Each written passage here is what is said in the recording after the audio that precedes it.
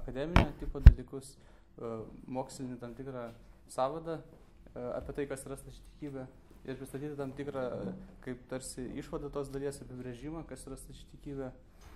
Toliau mes pašnekėsime apie gyvenimą bažnyčioje, jau laisvesnė forma, kas tai yra stačiatikio gyvenimas, dvasingumas stačiatikiškas, ir pakalbėsime taip pat apie administracinę struktūrą bažnyčios ir jos santykių su valstybe, koks yra stačiatikių bažnyčios mokymas apie tai.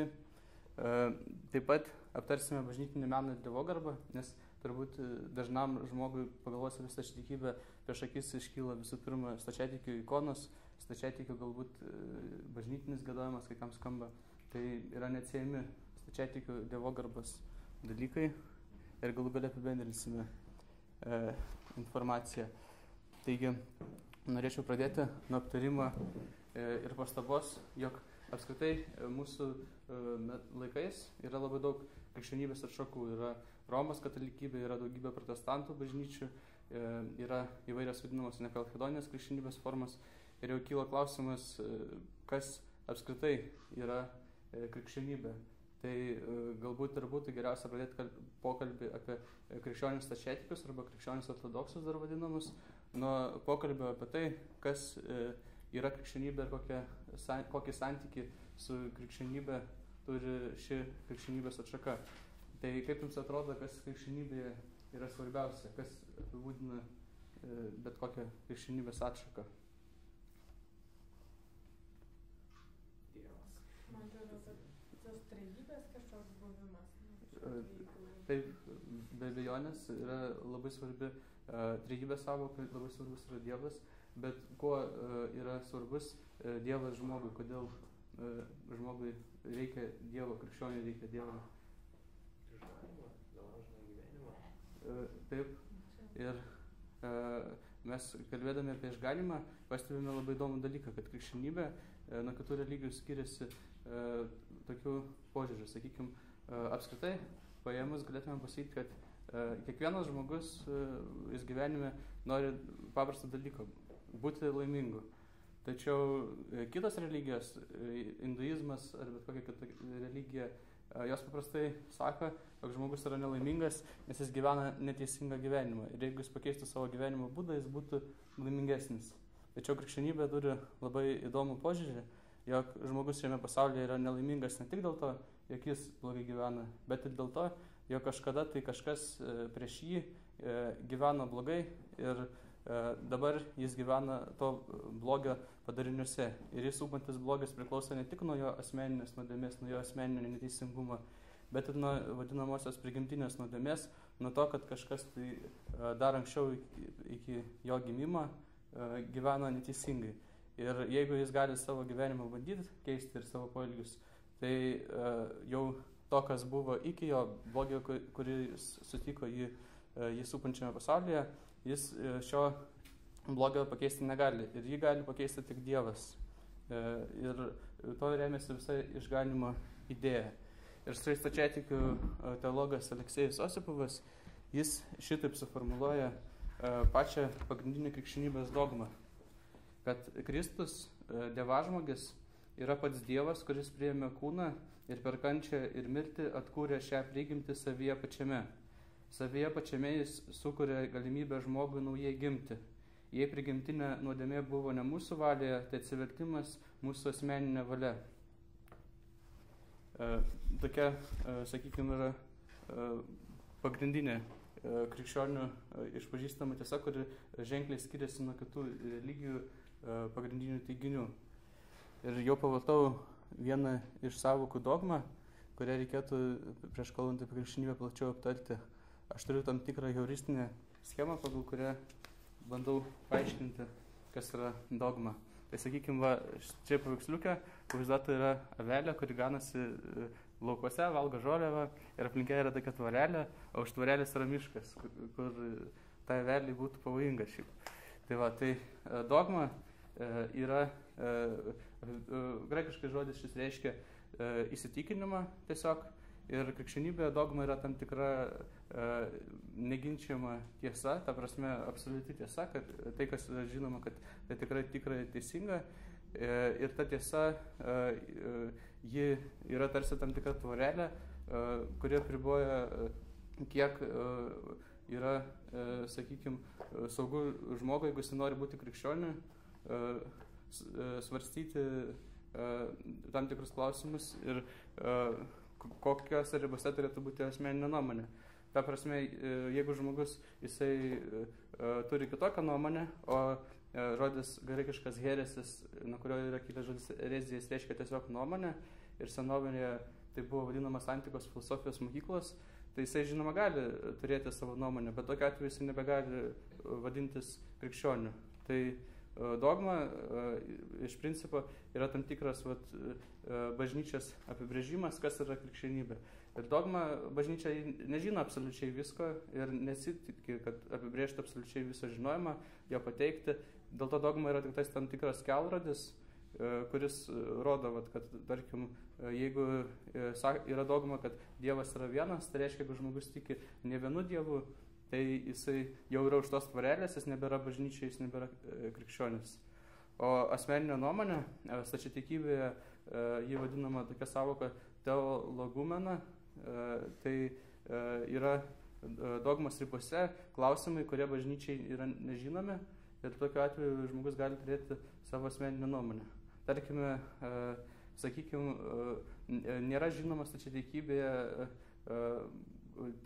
tiksliai, ar visi bus, sakykime, žmonės išganyti ar ne visi, nes yra bažnyčios tėvų, kurie rašo apie tai, kad, tarkim, Grigalius Nisietis, kurie rašo apie tai, kad išganyti gali būti visi, kad visi gali galų gale prieš paskutinį teismą atgailauti, ir jų toks optimistinis yra matymas šito dalyko. Arba, tarkim, šventas Izaokas Siras, kuris rašo, jog po Kristaus nukryžiavimo ir prisikėlimą pragaro vartai yra atviri ir pragare yra tik tais tie, kurie ten nori būti.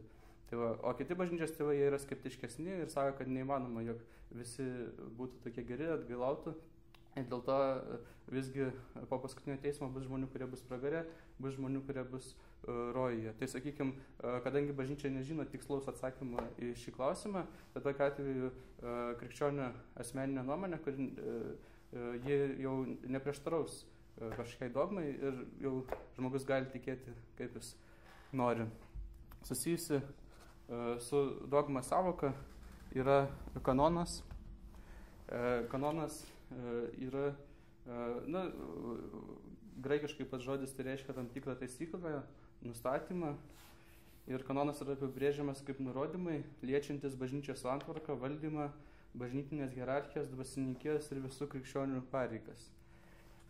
Tai kanonas yra susijęs su dviem tokiam savokam, akrivyje ir ekonomija. Tai graikiški žodžiai, vienas reiškia griežtumą, o kitas reiškia, jeigu pažodžiui, tai namų statymą.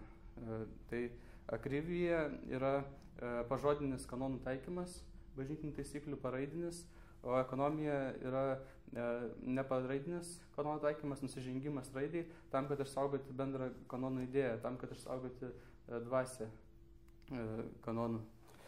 Ir pati svarbiausia stačiatikybė savoka yra šventoji tradicija. Šventoji tradicija, kurios dalis yra šventasis raštas, kartu su šventoju raštu yra du šaltiniai, kuriais remiasi stačiatikių dogmas ir stačiatikių kanonai. Graikiškai vadinasi šventoji tradicija paradasis, žodis latiniškas tradicija yra tiesioginis šio žodžio vertimas į lotynų kalbą, senąja slavų kalba tradicija yra priedanija, o lietuviškai tai būtų maždaug perdavimas. Ir šventoji tradicija yra suvokiama kaip šventosios dvasios žemiškas gyvenimas, šventosios dvasios gyvenimas bažnyčioje. Pati aiškiausia išraiška šventosios tradicijos tai yra vadinamoji apaštališkoji įpėdinystė arba sakcesija lotynišku žodžiu. Tai yra apaštališkosios tarnystės perdavimas. Apaštalai, jie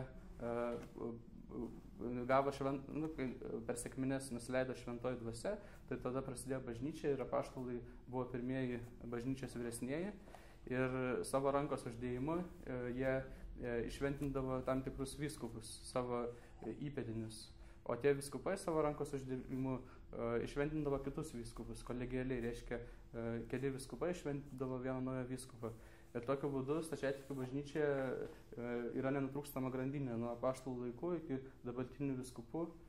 Nei vienas vyskupas nėra išventinamas kažkaip tai naujai. Visą laiką jį šventina žmonės, ant kurių buvo ranką uždėjęs vyskupas, ant kurio ranko buvo uždėjęs kitas vyskupas, ir ta grandinė prasideda apaštalais. Tai yra toksai aiškiausias tradicijas reiškimusi būdas, toksai akivaizdžiausias.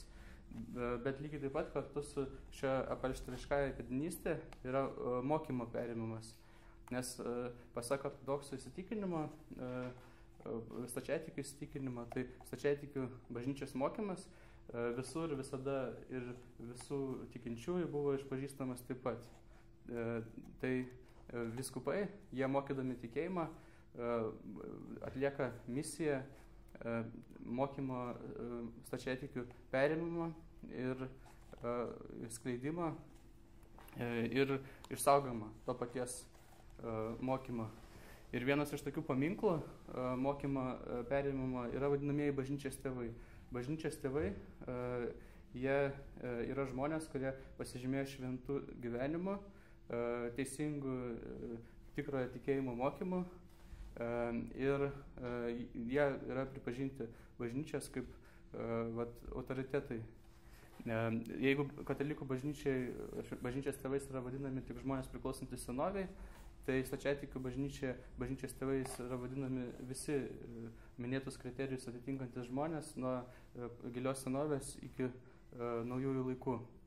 Ir bažnyčios tėvų raštuose mes matome būtent tą tikėjimo išraišką, kuri, kaip minėjau, ir turėtų būti tas šiuolaikinis stačiatikių bažnyčios mokymas, jisai turėtų tiek 1, tiek 4, tiek 14, tiek 20 amžiumi visą laiką išlikti tas pats. Vienas iš tradicijos taip pat išraiškos būdų yra šventasis raštas. Ir šventąją raštą be tradicijos suvokti neįmanoma, nes, tarkim, mes negalėtumėm žinoti apskritai, kokios knygos įeina į šventąjį raštą, kokios neįeina, tai yra apibrėžima bažnyčios kanonais. Ir galų gale apskritai šventoji tradicija yra bažnyčios praktika, kuri laike vystosi ir vyksta. Ir galų gale gali kilti klausimas, kaip atskirti, kas yra šventoji tradicija, kas nėra, kas yra galų gale dogma, kas nėra, kas yra bažnyčios tėvai, kas nėra. Tai yra stačiatikių bažnyčia toksai organas, kuris vadinasi visuotiniais bažnyčios susirinkimais ir kuris turi tą, sakykime, formaliai juridinę galę skelbti dogmas ir skelbti kanonus. Ir visuotinio bažnyčios susirinkimo paskelbti nutarimai yra jau neginčiami ir neklystantis. Visuotinis susirinkimas yra toks susirinkimas, į kurį susirenka visos bažnyčios vyskupai arba bent jau visų vyskupijų atstovai.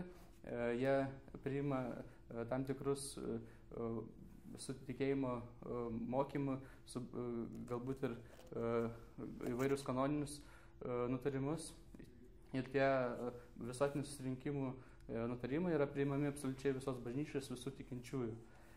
Per visą istoriją buvo tik 7 visuotiniai bažnyčios susirinkimai stačiatikių bažnyčioje ir jie visi vyko pirmajame tūkstantmetyje. Ir štai pagrindinis tai galime apibrėžti to, kas buvo pasakyta, kas yra apskritai stačiatikybė. Stačiatikybė yra vertimas į lietuvių kalbą toks prastokas graikiško žodžio ortodoksija ir žodis ortos reiškia graikų kalba, ir stačias reiškia, bet šiaip jis reiškia tikrą, teisingą, tiesų, o doksa reiškia tikėjimą, garbinimą. Ir žodis ortodoksija, ir angliškai vadinama stačiatikybė Eastern Orthodoxy, tai jisai pažodžiui išvertus į šiuolaikinę lietuvių kalbą, normaliai jisai būtų kaip ir tikra tikystė, teisingas tikėjimas. Ir pagrindinė idėja šio pavadinimo yra ta, kad stačiatikiai būtent pretenduoja į tradicijos perimamą ir tęsimą, į apaštališką tradiciją. Ir štai Sergijus Bulgakovas, toks stačiatikių filosofas, teologas ir autorius 20 amžiaus pradžios, jis ir savo knygoje Stačiatikybė apibūdina stačiatikybę taip, arba būtų ortodoksija geresnis vertimas čia labiau tinkantis prasme, kad ortodoksija yra Kristaus bažnyčia žemėje, tai yra naujas gyvenimas Kristuje, judinamas šventosios dvasios. Tai kaip ir iš principo aš apibūdinau šventą tradiciją, taip galima ir apibūdinti kas yra ortodoksija arba tikrasis tikėjimas krikščioniško prasme. Tai yra tikėjimas, kuris buvo visada, visais laikais ir visų tikinčiųjų išpažįstamas taip pat. Ir tokia yra stačiatikių bažnyčios pretenzija to pavadinimu ortodoksų. Pagrindinis dogminis, sakykime, sąvadas, ko tiki stačiatikiai, yra Nikėjos Konstantinopolio tikėjimo simbolis. Čia aš viso, aišku, neskaitysiu, čia tik įsidėjau, kad matytųsi, jog jisai turi 12 punktų tokių. Jis buvo priimtas iš pradžių 325 metais Nikėjos visuotinėme bažnyčios susirinkime, Konstantinopolio 381 metų visuotinėme bažnyčios susirinkime šiek tiek praplėstas ir jau galutinai patvirtintas. Tai pagrindinės idėjos, kurios išreikšta šitame tikėjimo simbolyje, yra tikėjimas į vieną Dievą, vienesmę nedalomą trejybę, bepradį tėvą, iš jo gimusi sūnų, iš jo kylančią šventąją dvasią, iš tėvo kylančią šventąją dvasią, Jėzų Kristų, Dievo sūnų, mirusi ir prisikėlusi už mūsų nuodėmes, taip pat tikėjimas į antrąjį Kristus atėjimą, kūnišką tikinčių prisikėlimą ir amžinąjį gyvenimą. Labai svarbus tikėjimas į šventą visuotinę ir apaštališką bažnyčią. Ir šitie 12 punktų, jie vadinami graikiškai yra oros, tai tas pats žodis, nuo kurio yra žodis horizontas, tai reiškia riba, oros. Tai yra 12 ribų, kurias atitikdamas žmogus, jeigu jo nuomonė atitinka šitas 12 ribų, jų neperžengia, jisai gali sakyti, kad jisai išpažįsta ortodoksų tikėjimą, kad jisai išpažįsta stačiatikių tikėjimą. Ir kalbant apie bažnyčios šventumą, tai, nes čia išpažįstama šventa bažnyčia, tai būtent išreiškia šitą dogmą apaštališką bažnyčios kilmę, apie kurią aš jau šnekėjau, o visuotinumas, graikiškai visuotinis yra katolikos, tai ir angliškame vertime ir verčiama One Holy Catholic and Apostolic Church, tai yra suvokiamas visuotinumas bažnyčios ir katališkumas, kuris yra Švento Vincento 5 amžiuje apibūdintas formulė, kurią jau kartau ne kartą, kad tai yra tikėjimas, kurio buvo tikėta visur, visada ir visais tikinčiaisiais. Tai yra labai svarbi ortodoksų bažnyčioje idėja. Tai galima iškart pašnekėti apie pagrindinius Romos katalikų bažnyčias ir ortodoksų bažnyčias dogminius skirtumus. Tai patys pirmi du dogminiai skirtumai, kurie sukėlė schizmą, buvo mokymas katalikų bažnyčios vadinamas latinišku žodžiu filioque, kuris reiškia išvertus lietuvių kalbą ir sūnaus, o antras skirtumas buvo mokymas apie popiežiaus primatą. Tai filioque yra susijusi su tuo simboliu, ką tik rodytų. Ir originaliai Konstantinopolyje buvo priimtas tikėjimo išpažinimas, kuriame buvo skelbiama, jog šventoji dvasia kyla iš tėvo, kad tikime į šventąją dvasią kylančią iš tėvo. Trečiajame ir ketvirtajame visuotinėse susirinkimuose buvo priimti kanoniniai nutarimai, nekeisti šio tikėjimo išpažinimo ir nepridėti nei vieno žodžio ir nei vieno netimti. Maždaug 6 amžiuje Ispanijoje, tai vakarų krikščionių jurisdikcija, atsirado vyskupijų, kurios pradėjo išpažindamos tikėjimą pridėti vieną žodį – filioque. Jos teigia, kad šventoji dvasia kyla ne tik iš tėvo, bet ir iš sūnaus. Ir nors Romoje ilgą laiką šitas tikėjimo išpažinimas nebuvo priimamas, tačiau palaipsniui kilo konfliktas tarp vakariečių ir tarp rytiečių, nes rytuose įvairūs teologai ir bažnyčios tėvai, kurių ryškiausias šiuo klausimu yra Šventas Fotijus, jie pradėjo mokyti apie tai, jog teigti apie tai, jog šventoji dvasia kyla ne tik iš tėvo, bet ir iš sūnaus, yra nusižengti dogmai ir kad šis mokymas yra eretiškas. O kadangi vakaruose nuo 800 metų, ypač 9 amžiuje, iškyla ir Karolis Didysis ir prasidėjo politinė atskirtis tarp rytų vakarų, tai šie dogminiai nesutarimai buvo taip pat panaudoti politiniai įtakai stiprinti. Tai pačioje Romoje formuluotė iš tėvo ir sūnaus buvo priimta tik tais 11 amžiuje, jau po schizmos, bet tai buvo viena iš kertinių priežasčių mokymas apie šventosios dvasios kilmę. Antroji doktrina buvo popiežiaus primato, tai ortodoksų bažnyčioje mokoma, jog visi vyskupai yra lygus, tik kai kurie turi garbės pirmumą. Ir popiežius lygiai taip pat buvo suvokiamas, tarkim, rytų patriarchų kontekste, kaip pirmas tarp lygių, kaip žmogus, kuris gali pirmininkauti, sakykime, visuotiniams susirinkimams, tačiau kuris neturi universalios jurisdikcijos. Universali jurisdikcija tai yra galimybė kištis į bet kokius bažnyčios reikalus. Sakykime, Rusijos ortodoksų bažnyčioje patriarchas yra pirmas tarp lygių Rusų ortodoksų bažnyčios vyskupų. Tai reiškia, kad jisai pirmininkauja švenčiausiam sinodui. Jis taip pat su švenčiausio sinodo pritarimu gali priimti įvairius sprendimus, tačiau jis neturi, tarkim, teisės kištis į Vilniaus arkivyskupijos vidinius reikalus. Jis gali su švenčiausio sinodo pritarimu, tarkim, atstatydinti, nušalinti Vilniaus arkivyskupą, tačiau jis negali kištis į vidinius vyskupijos reikalus, nes jisai yra pirmas tarp lygių, jis negali kėsintis į kitą vyskupo jurisdikciją. Tai taip pat buvo tikimasi ir Romos popiežiaus atveju, kad jisai kaip pirmas tarp lygių, jis gali spręsti kažkokius tai pirmininkaudamas bažnyčios reikalus, tačiau jis negali kištis, tarkim, į Konstantinopolio patriarchato reikalus. O Romoje laikui bėgantis įsivyravo nuomonė, jog popiežius, kaip apaštalo Petro įpėdinis, turi turėti universalią jurisdikciją, reiškia galimybę kištis į bet kokius reikalus bažnyčios ir tame tarpe spręsti, pavyzdžiui, patriarchų tarpusavio ginčus. Ir tai buvo vienas iš labai svarbių nesutarimų.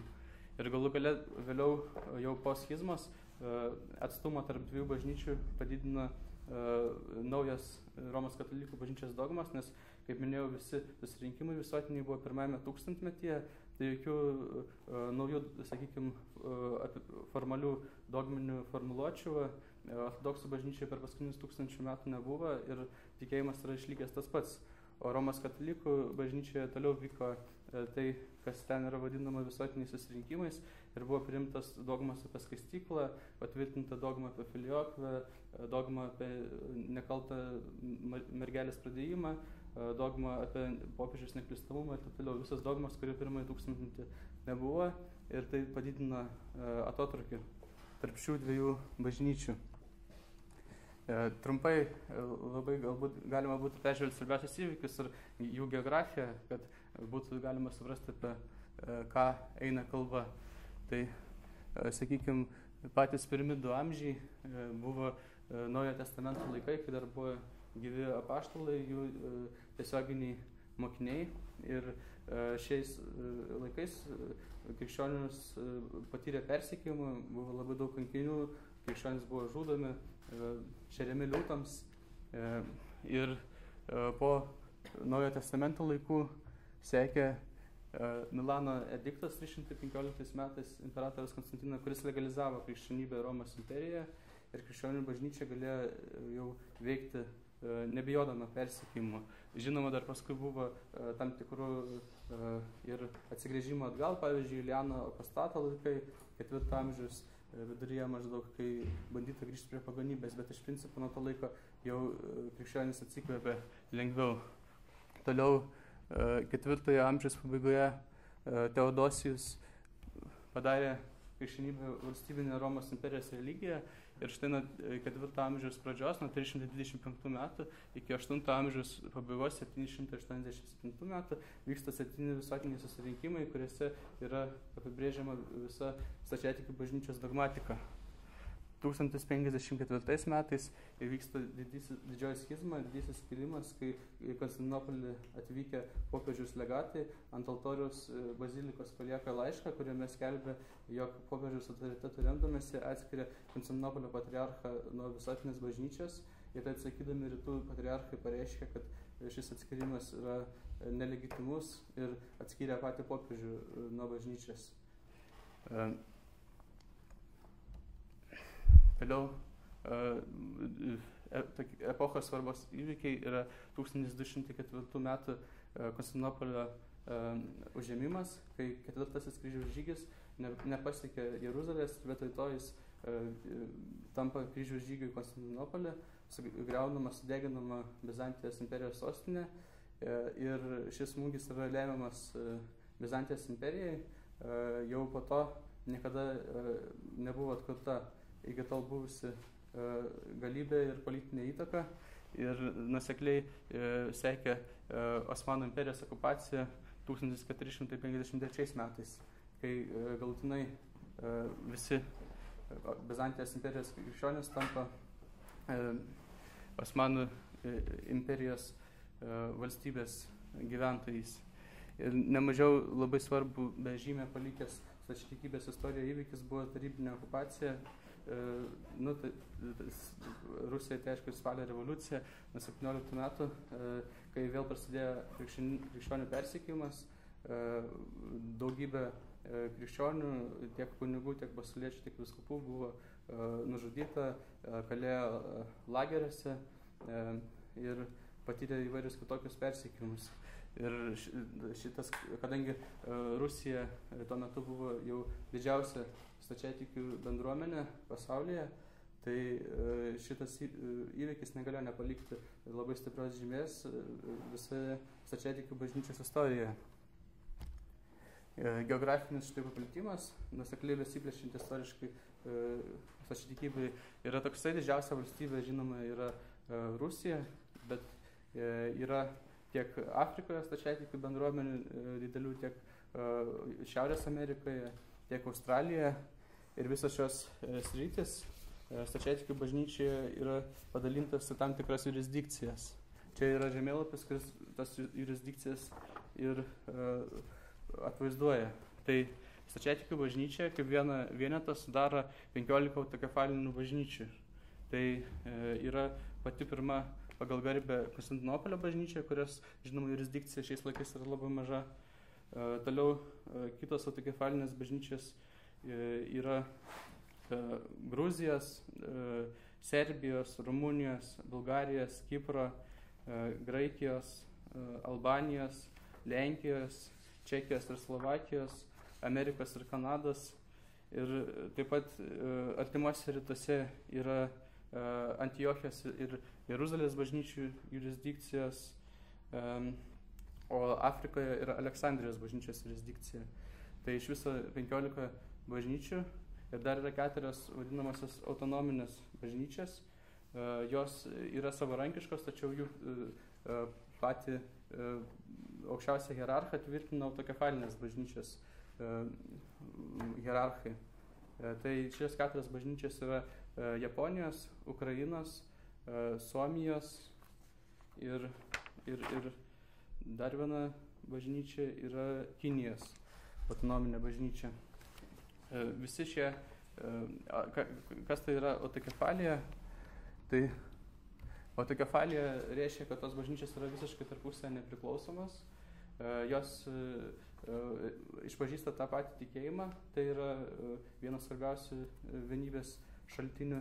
Jos išpažįsta, kad yra to paties mistinio Kristaus kūno nariais, kad jos yra mistinis Kristaus kūnas ir Kristaus gyvenimas žemėje. Ir tas jų išpažinimas vadinamas eucharistiniu bendravimu. Jie, taip sakant, Eucharistijos sakramentų metu geria iš tos pačios taurės Kristaus kūną ir kraują. Ir visos šios bažnyčios, jos neturi kažkokio žemiško monarchijos centro, nėra kažkokio vienvaldžio vadovo, kuris būtų matoma bažnyčios visos valdžios koncentracija, o jos juridiniu požiūriu yra visiškai nepriklausomus viena nuo kitos. Tačiau, kaip minėta, tik visuotinis susirinkimas turi teisę skelbti dogmas ir kažkokius neklystamus kanonus, dėl to jis pavieniui negali įvedinėti jokių dogminių naujovių ir negali įvedinėti jokių kanoninių naujovių, kurios turėtų neginčijamą statusą. Lietuvoje stačiatikių bažnyčios istorija prasideda 10-12 amžiuje. Istorikai nesutarė, kada tiksliai prasidėjo misija, tačiau, tarkim, Zinkevičius ir kai kurie kiti istorikai teigia, jog greičiausiai Konstantinopolio misija Lietuvoje prasidėjo 10-12 amžiuje ir jų teigimu ji galėjo būti ankstesnė negu katalikų misija. Jau 12 amžiuje Lietuvoje atsiranda pirmieji stačiatikių šventieji, tai Šventas Daumantas, Šventoji Charitina Lietuvaitė, Šventas Eliziejus, atsiranda kunigaikščiai priimantis stačiatikių tikėjimą. Ir 14 amžiuje, čia yra pavaizduoti 14 amžiaus 3 kankiniai lietuvių, jie vadinami Vilniaus kankiniais, Antanas, Jonas ir Eustachijus šventieji 3. Jų kūnai yra saugomi Vilniaus šventosios dvasios vienuolyno cerkvėje ir jie yra nepūnantis, nedulėjantis, jie ten guli tokie pat, kokie buvo 14 amžiuje iškasti iš žemės. Jie buvo savo kunigaikščio, jie buvo kariai, priėmė krikščionybę, stačiatikių tikėjimą ir savo kunigaikščio už tai pakarti čia netoliese TSPMI ant kalvos. Ir 14 amžiuje dėl tos yra ginčijamasi, bet maždaug 1316-17 metais Konstantinopolio patriarchatas įkūrė Lietuvos metropoliją su katedra Naugarduke. Ir 14 amžiaus pabaigoje ši metropolija yra prijungiama prie Kijevo jurisdikcijos, o sekantis, sakykime, svarbus labai įvykis yra 15 amžiaus viduryje įvykęs Maskvos iškilimas. Maskvos metropolija faktiškai tampa nepriklausoma nuo Konstantinopolio patriarchato, bet dar nėra autokefalinė bažnyčia. Ji tiesiog yra savarankiška. Ir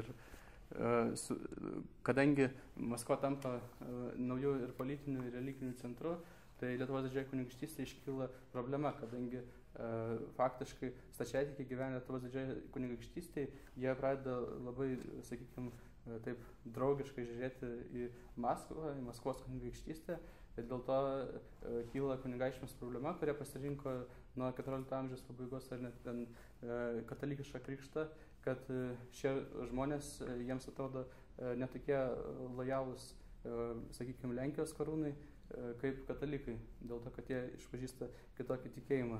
Ir galų gale 16 amžiaus pabaigoje priimamas istorinis sprendimas 1569 dėl Bresto unijos. Lietuvos didžiosios kunigaikštystės stačiatikiai yra pajungiami popiežiaus jurisdikcijai, jie su sąlyga išsaugoti savo apeigas, savo tikėjimą, jie turėjo pripažinti katalikų bažnyčios mokymo teisingumą ir popiežiaus universalią jurisdikciją, popiežiaus primatą, ir su tą sąlygą jie faktiškai formaliai tapo katalikais, o savo, sakykime, tradicijas išsaugojo. Ir sulig tuo, faktiškai stačiatikybė Lietuvos didžioji kunigaikštystėje tapo nelegalia, cerkvės buvo konfiskuojamas ir verčiamas į taip vadinamas graikų apeigų katalikų bažnyčias. Ir tuo metu nelegaliai veikia Lietuvos stačiatikių brolija, pasauliečių organizacija iki šiol veikianti, kuri bando ginti stačiatikių teisės. Tai po 20 metų 1589 vyksta labai svarbus įvykis. Maskvos ortodoksų bažnyčia iš metropolijos tampa autokefalinė bažnyčia, vėliau su patriarchu priešakyje. Ir po šimtmečio nuo šio įvykio galų gale 1630, 17 amžiui jau galų gale vėl stačiatikybė yra iš pradžių legalizuojama Lietuvoje, o vėliau Konstantinopolio patriarchas savo Tomasu, savo pavedimu perduoda visas Lietuvos didžiosios kunigaikštystės stačiatikius Maskvos patriarchato jurisdikcijai. Visi Konstantinopolio patriarchatui priklausę stačiatikiai tampa legaliais Maskvos Rusijos ortodoksų bažnyčios nariais. Ir po šiai dienai Vilniaus ir Lietuvos arkivyskupija yra Maskvos, tai yra Rusijos ortodoksų bažnyčios dalis. Ir paskutinis, jau sakykime, toksai man pasirodęs svarbus įvykis yra liturgijos šventimas lietuvių kalba. Tai šiaip tradiciškai Rusijos ortodoksų bažnyčioje liturgija yra švenčiama senąja slavų kalba. Tai ne rusų kalba, tai yra šiaip pagal seną, sakykime, prokalbę, iš kurios atsirado rusų kalba, švenčiama liturgija. Ta liturgija šitaip švenčiama visose kraštuose, ta senąja slavų kalba. 19 amžiuje pasirodė pirmieji liturgijos vertimai į lietuvių kalbą, kai kur atskirais laikais buvo kai kurios maldos skaitomas lietuviškai, kartais, pavyzdžiui, Klaipėdoje anksčiau buvo skaitoma Evangelija senąja slavų kalba ir greta po to buvo skaitoma lietuviškai. Ir tik 2005 metais jau štai pavaizduota čia prie Šventos Paraskevės cerkvė su vyskupo palaiminimu pradedama liturgija švęsti lietuvių kalba. Čia gali tuoktis, ne, iš skirtingų konfesijų. Kaip? Romos katalikai ir stačiatikiai, ar negali šitoje bažnyčioje tuoktis? Man atrodo, kažkaip vieninteliai Vilniuje. Ne, tuoktis tai gali visose bažnyčiose, tačiau dabar yra galimybė nueiti tai, kas yra stačiatikybėje vadinama dieviškąja liturgija, o katalikybėje vadinama mišiomis, kad žmonės gali net pasimelsti mišes lietuvių kalba. Sakykime, o mokymas rusų ortodoksų bažnyčios apie mišes santuokas yra visur tas pats.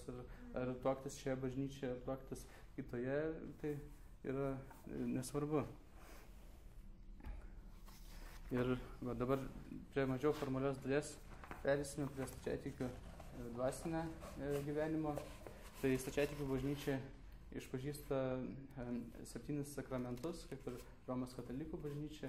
Tiesiog tas skaičius kartais nėra pribojamas ir, sakykime, gali kai kurie stačiatikių teologai sakyti, tarkim, kad vienuolio šventimai tai taip pat yra sakramentas. Bet iš principo tie patys 7 sakramentai yra išpažįstami kaip ir Romos katalikų bažnyčioje. Ir apie 7 sakramentus kalbėti yra labai patogu iš tokio 14 amžiaus bažnyčios tėvo, šventojo Grigaliaus Palamos pozicijas, jisai sako, kad bažnyčia yra tarsi motina, kuri žinda tikintieji dviem krūtinėmis. Ir štai, sakykime, pagal šventąjį raštą žmogus yra sukurtas pagal Dievo atvaizdą ir panašumą.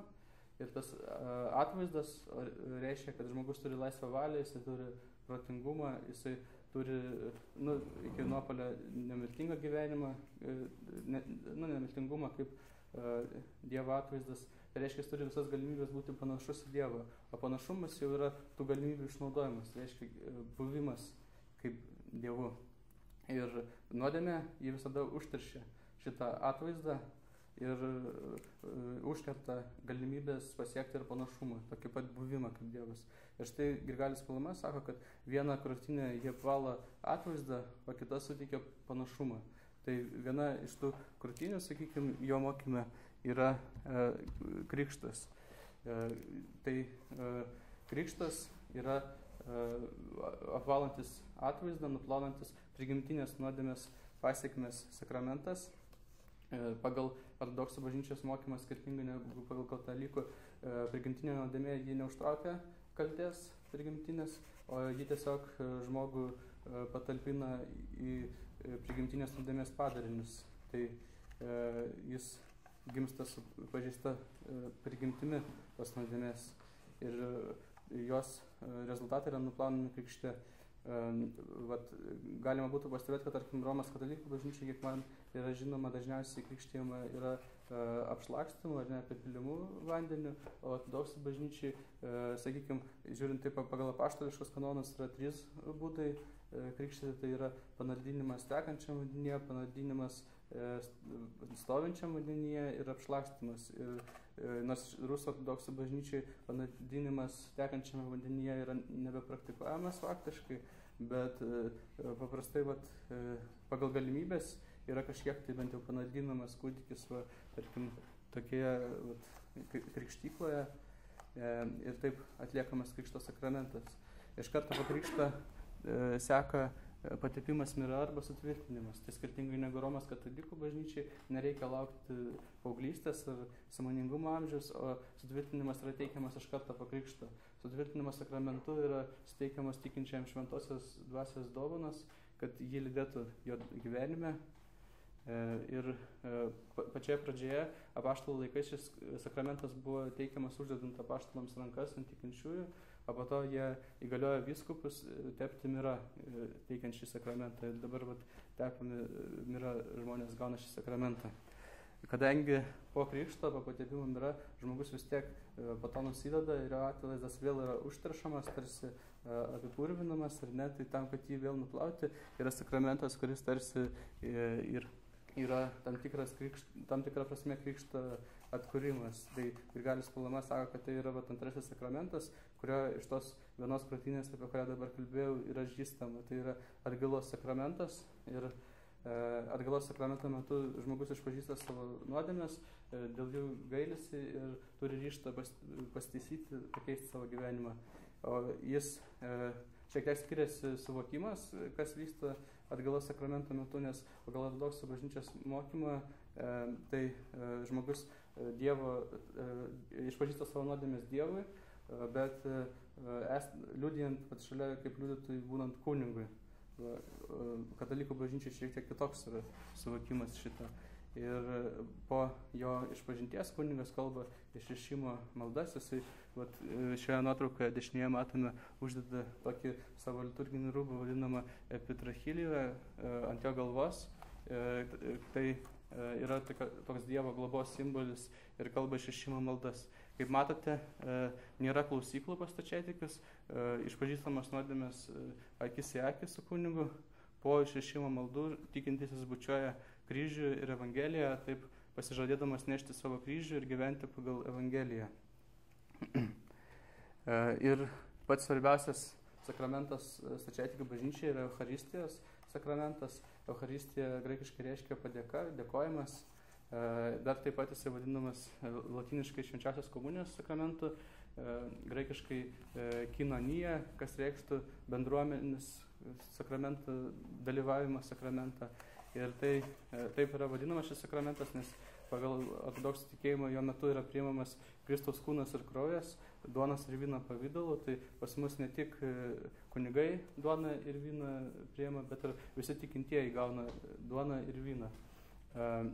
Ir žmogus priėmęs Kristaus kūną ir kraują tampa dieviškosios prigimties dalininku ir jis kartu, tas jo bendrumas, kodėl vadinamas graikiškai bendruomenės tas sakramentas, jo bendrumas yra tiek su Dievu, tiek su kitais tikinčiaisiais. Yra toks šventasis Abba Dorotėjus, kuris aiškina tai taip, jeigu mes palygintume Dievą su Saulė, iš kurio sklinda spinduliai, tai eidami link Dievo palei vieno spindulio tą trajektoriją, mes artėjame ne tik prie Dievo, bet ir prie kitų Saulės spindulių ir prie kitų žmonių. Ir tokiu būdu tikintieji tapdami Dievo dalininkais, jie tampa ir vienas kito dalininkais. Ir šitas sakramentas jis atkuria panašumą žmoguje, tai yra antroji krūtinė, kurią bažnyčia žinda tikinčiuosius. Ir atkurtas panašumas, jis turi daryti žmogų kaip Dievą. Tai pagrindinė ortodoksų dvasingumo samprata yra teozė, graikiškai theosis, latiniškai deifikacija ir šventojo Atanaso didžiojo citata yra tokia apibrėžianti ją, kad Dievas tapo žmogumi tam, kad žmogus taptų Dievu. Tai yra viso ortodoksų tikėjimo esmė ir viso dvasingumo tikslas ir visų sakramentų tikslas.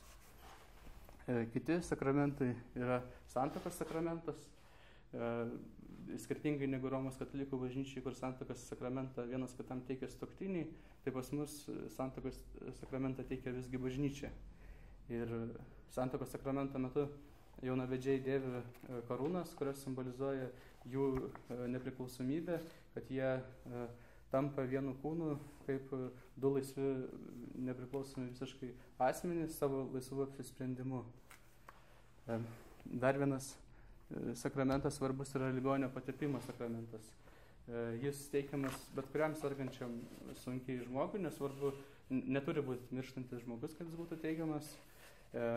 Ir jo metu yra skaitomi 7 ištraukos iš apaštalų laiškų, 7 ištraukos iš Evangelijos ir 7 maldos. Ir žmogus tepamas yra aliejumi. Ir tokiu būdu jam primenama, kad netgi kančioje bažnyčia yra kartu su juo. Ir šio sakramento metu tos nuodėmės, kurias prieš tai galbūt išpažintyje, nes dažniausiai sakramentas yra, aišku, teikiamas su išpažintimi ir komunija, kad tai jeigu išpažintyje yra neišpažintos kažkas nuodėmės, tai ligonio patepimo sakramentas, kaip rašoma apaštalų darbuose, jis irgi išiša nuodėmės. Ir vienas iš svarbiausių taip pat sakramentų yra kunigystės arba ordinacijos sakramentas.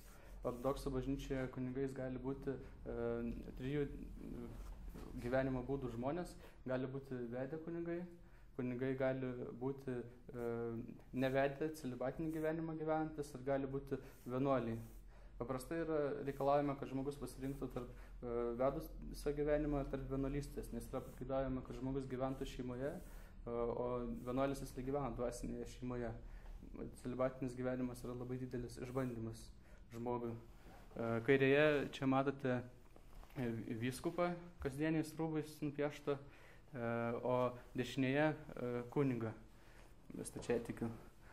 Pati kunigystė, dvasininkija yra 3 pakopų, yra diakonai, kunigai ir vyskupai. Diakonas yra žmogus, kuris veda, sakykime, pamaldas, skaito maldas, bet jis neteikia sakramentų jokių. Kunigas yra žmogus, kuris teikia 6 sakramentus, tai visus išskyrus kunigystės sakramentą.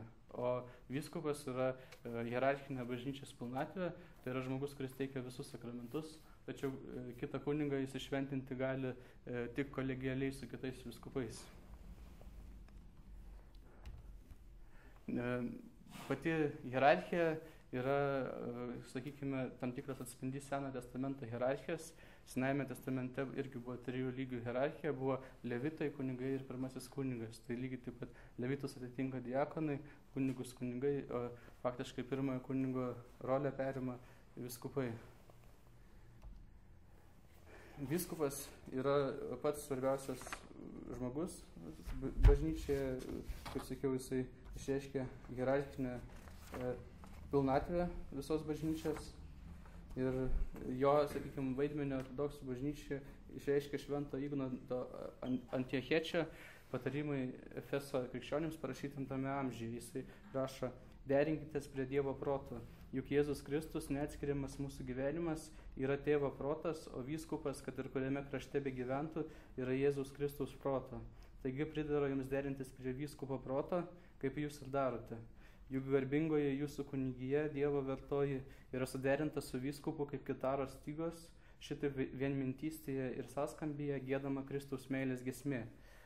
Pagrindinė vyskupo užduotis yra tikrojo tikėjimo skleidimas, tikrojo tikėjimo mokymas ir ta vienintelė sąlyga, kurią vyskupas pažeidžia savo vyskupystę, yra erezijos skleidimas. Jeigu vyskupas moka eretiško mokymo, tai jis automatiškai save atskiria nuo bažnyčios ir paneigia savo vyskupystę. Jis tą pačią akimirką nebėra vyskupas. Ir tam, kad tai neįvyktų, visose ortodoksų bažnyčiose pamaldų metu yra meldžiamasi už tai, kad vyskupai būtų sveiki, kad jie būtų dori ir kad teisingai mokytų tikrojo tikėjimo. Kairėje matote Vilniaus ir Lietuvos arkivyskupo Inocentą, kuris kairėje yra su kasdieniais rūbais vyskupo, o dešinėje su liturginiais rūbais. Derėtų dar paminėti, kad tam, kad vyskupai būtų nepriklausomi savo tarnystėje, ortodoksų bažnyčiai vyskupais gali būti tik žmonės priėmę vienuolį kelią gyvenimo. Ir taip jie užtikrinama, kad būtų tiek materialiai nepriklausomi nuo pasaulio, tiek dvasiškai. Kunigas yra pagal ortodoksų bažnyčios mokymą Dievo atvaizdas, Dievo ikona. Ir jis atlieka tą tarnystę, kaip minėjau, administruoja 6 sakramentus.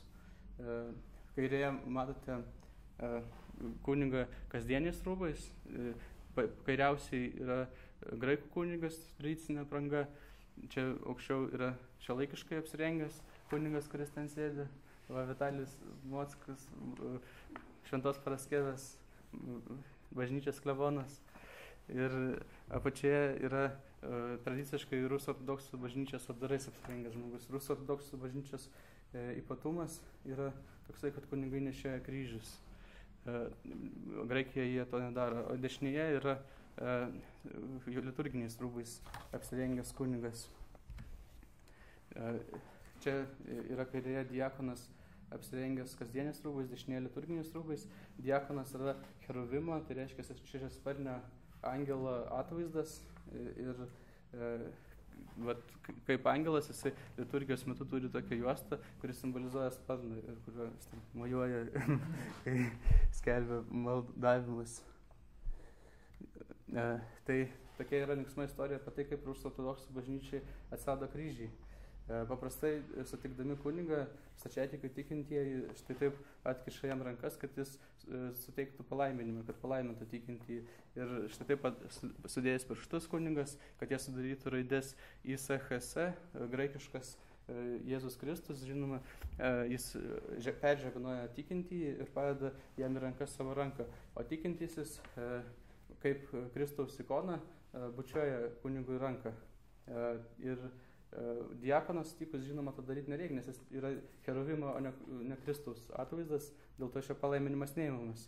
Ir štai imperatorė Jekaterina atvykusi kartą į vieną didelį vienuolyną, pamatė įsireikavusius vienuolius ir reikėjo paimti palaiminimą. Ir jį pamatė, kad stovi vienas senas vienuolis su didelė barzda, visą kitą, su dvasininko apdarais ir priėjo paprašyti palaiminimą, o tas vienuolis sako, aš esu diakonas, ne kunigas. Ir jai buvo labai gėda ir ji tada nutarė, kad reikia, jog kunigai nešiotų skiriamą kokį nors ženklą ir nuo to laiko rusų ortodoksų bažnyčios vyskupai, kunigai, jie nešioja arba sidabrinį arba auksinį kryžių, kuris ir atskiria juos nuo diakonų. Ir tikintieji žino, iš ko imti palaiminimą, iš ko ne. Tai po truputį pajudėjom prie bažnyčios ir valstybės santykių, nes minėjau imperatorę ir kunigą. Tai galima pašnekėti šiek tiek apie sandarą administracinę. Tai aukščiausią autoritetą turintis organas autokefalinėje bažnyčioje yra vietinis susirinkimas. Kad nesimaišytų, galima sakyti autokefalinis bažnyčios susirinkimas. Šiaip vietinės, man tėvas Vitalijus siūlė vartoti savoką autokefalinės bažnyčios susirinkimas, bet aš pažiūrėjau, kad dokumentuose, tokiuose kaip Unitatis redintegracija arba ten orientalium eklesarium ir kiti katalikų bažnyčios dokumentai, kurie šneka apie rytų bažnyčias, jie paprastai vartoja savoką vietinis sinodas arba vietinis susirinkimas. Ir ši savoka taip pat yra žiniasklaida, dėl to šią skaidrėse palikau, bet galima pabrėžti tai, kad tai yra autokefalinės bažnyčios susirinkimas. Tai nėra kažkoks Lietuvos bažnyčios susirinkimas ar Rusijos bažnyčios susirinkimas, o tai yra autokefalinis. Dar taip pat, aš kadangi jau čia užsiminė apie Lietuvą Rusiją, tai galima būtų priminti tą žemėlapį, kuris, sakiau, šiaip tokį pabrėžti įsidėmėtiną faktą, kad ortodoksų bažnyčių autokefalinės jurisdikcijos ribos jas nėra sutampančios nei su valstybių ribomis, nei su tautų ribomis.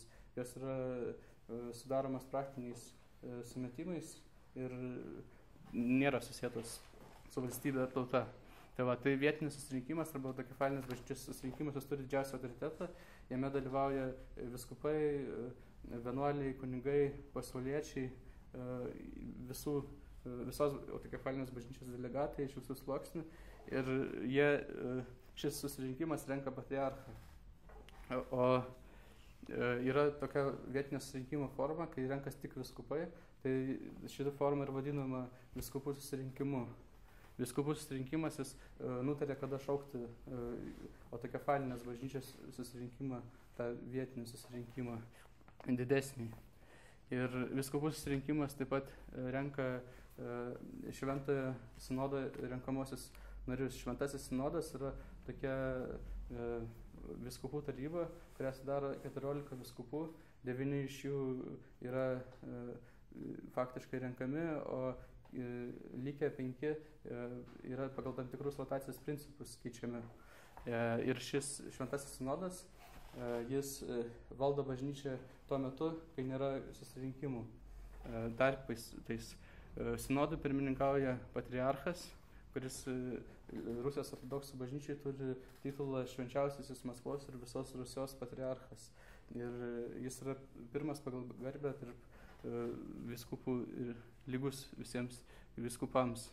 Taip pat 2011 metais Rusijos ortodoksų bažnyčiai buvo sukurtas naujas vykdomosios valdžios organas, kuris šiek tiek yra atskiras nuo kitų. Tai yra aukščiausia bažnytinė taryba, ją sudaro įvairių seminarijų rektoriai, įvairias, tarkim, ten karitatyvinės labdaros organizacijos turi savo delegatus ir šiai aukščiausiai bažnyčiai tarybai taip pat pirmininkauja patriarchas.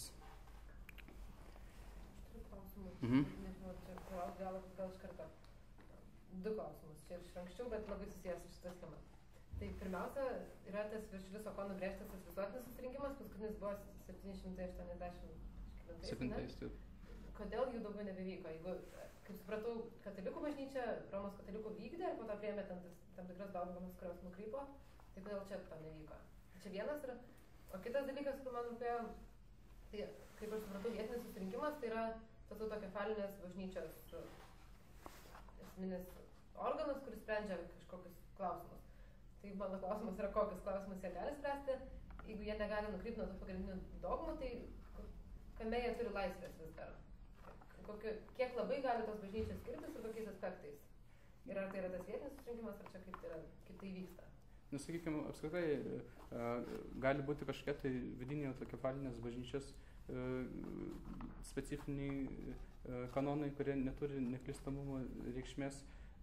Gali taip pat, sakykime, būti socialinis bažnyčios mokymas, tarkim, Rusų ortodoksų bažnyčia turi socialinį savo koncepciją ir, sakykime, ta koncepcija, ji remiasi ortodoksų bažnyčios bendra dogmatika, tačiau ji pati neturi dogminio statuso ir ji gali skirtis kažkokiais punktais, tarkim, graikų ortodoksų bažnyčios socialinės koncepcijos praktikos.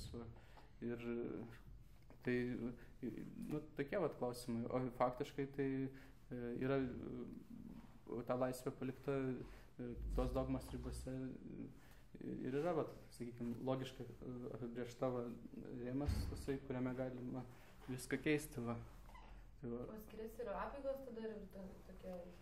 Taip, tos apeigos skiriasi, žinoma, neženkliai, bet, sakykime, yra skirtumų tarp apeigų, tarkim, elementariai, sakykime, tarkim, graikų ortodoksų bažnyčioje, ta kefalinėje, yra naudojamas Grigaliaus kalendorius. Reiškia, jie švenčia Kalėdas kartu su katalikais, gruodžio 25 dieną. O Rusų ortodoksų bažnyčioje Kalėdas yra švenčiamas pagal senąjį Julijaus kalendorių, pagal kurį skirtumas yra 13 dienų, dėl to gruodžio 25 rusams yra sausio 7 diena. Ir dėl to švenčiamas Kalėdas yra vėliau negu katalikų. Tai sakykime, tai yra toksai irgi skirtumas tvarkos vidinės rusų ir graikų. Va. Ir apeigose, sakykime, irgi, va, tarkim, nežinau, čia aišku jau nelabai susijęs su jau vietinio susirinkimo ta juridinė galia ir jos sprendimais, bet, sakykime, dėl apeigų, tarkim, irgi rusų ortodoksų bažnyčiose paprastai žmonės melsdamiesi stovi, o graikai turi staliukus. Tai visokių tokių skirtumų yra, ir taip pat tai. O dėl to, kodėl visuotinis susirinkimas buvo taip senai, tai yra labai prasta priežastis, dėl to, kad visuotiniai susirinkimai buvo rengiami tada, kai būdavo bažnyčiai kažkokia tai vidinė krizė ir kai reikėdavo, taip sakant, atskirti nuo bažnyčios mokymą tam tikrą ereziją ir išsiaiškinti dėl tam tikrų dalykų. Pavyzdžiui, Bizantijoje, tarkim, paskutinis susirinkimas vyko tada, kai buvo ikonoklazmo vadinama erezija, kai atsirado žmonės, kurie teigia, jog ikonų garbinimas yra stabmeldystė, kurie pradėjo naikinti ikonus, draskyti mozaikas, deginti visą kitą, ir tada buvo surinktas visuotinis susirinkimas, kuris šitą klausimą išsprendė. O kadangi per tą tūkstantmetį tokių didelių visą bažnyčią draskančių klausimų kaip ir nebuvo, tai dėl to tų ir susirinkimų nebuvo, bet dabar, pavyzdžiui, kadangi yra naujų klausimų tam tikrų, kurias reikėtų išspręsti nuo 1960 metų, yra rengiamas naujas 8 visuotinis susirinkimas, kuris ir spręs kažkokius naujus klausimus, bet jisai kol kas yra rengimo stadija. Kiek klausimai dabar tada yra? Čia galėtų? Nu dabar tai aš nežinau, kaip esu pasakęs, kokia dabar bus klausimai. Teisės šaukti tą visuotinį. Čia tiesiog irgi tą pačią temą. Tai ar tai gali iš vienos tos bažnyčios ar ne, ar turi būti kažkoks visuotinis viskupų, nežinau, kaip. Delegatai būtinai turi būti, sakykime, kurie atstovautų visas autokefalinės bažnyčias, nes turi būti valia atstovavimo visų tikinčiųjų, visos bažnyčios. Tai ta viena bažnyčia, vienas tas skyrius, ar jis gali inicijuoti sušaukimą, ar dar čia kažkoks tas sprendimas turi būti bendrai? Inicijuoti, tai, sakykime, iniciatyvą tą pradėti, tai gali, nes, sakykime, aš noriu pasakyti tokį dalyką, kad, tarkim, patį pirmąjį Nikėjos susirinkimą šaukė imperatorius, iš viso, ne bažnyčios žmogus. Tai kaip ir tokio ypatingo hierarcho, kuris turėtų vienintelis galią šaukti susirinkimą, jo nėra. Kaip, pavyzdžiui, katalikybei popiežius šaukia susirinkimą, tai tokio hierarcho nėra. Bet pirmininkauja, tai bent jau turėtų pirmininkauti, tai pirmas pagal garbę hierarchas, kuris yra Konstantinopolio patriarchas.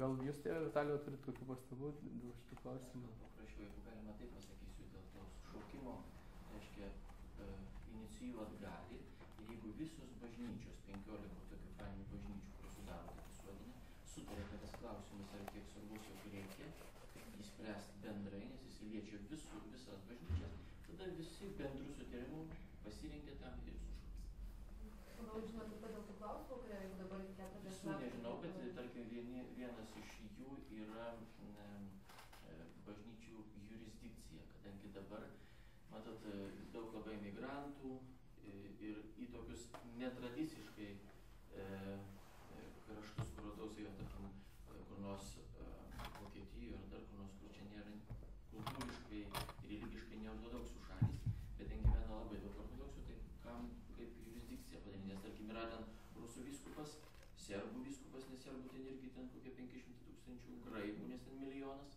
viso 5 milijonai yra ortodoksų Vokietijoje. Ir dabar viename mieste yra keli vyskupai, taip negali būti. Bet tai padarė tik todėl, kad tai nėra tos tautinės bendruomenės, dabar reikia kažkaip sutvarkyti jurisdikcinius reikalus. O čia liečia visus, reiškia vienas iš jų šitas. Labai svarbus. Tai dar kokių klausimų turit? Tai gerai, tai sekantis, sakykime, logiškai sekantis žingsnis yra aptarti valdžios ir bažnyčios santykius. Tai pagrindinė doktrina, pagal kurią šie santykiai klostosi ortodoksų bažnyčioje, yra valdžių simfonijos principas vadinamas. Jis buvo suformuluotas Švento Justiniano kodekse ir, sakykime, kaip minėjau, yra Rusijos ortodoksų bažnyčios socialinė koncepcija išreikšta dokumente, kuris vadinasi Rusijos ortodoksų bažnyčios socialinės koncepcijos pagrindai.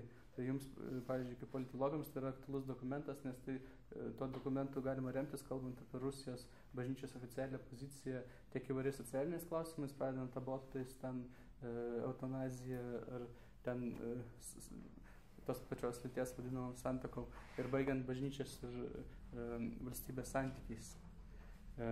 Tai šis principas remiasi analogija dieviškosios ir žmogiškosios prigimties santykių Kristui, nes pagal ortodoksų bažnyčios tą mokymą Kristus yra tikras žmogus ir tikras Dievas, turi dievišką ir žmogišką prigimtį ir tos prigimtis jame yra viena, bet nesilieta.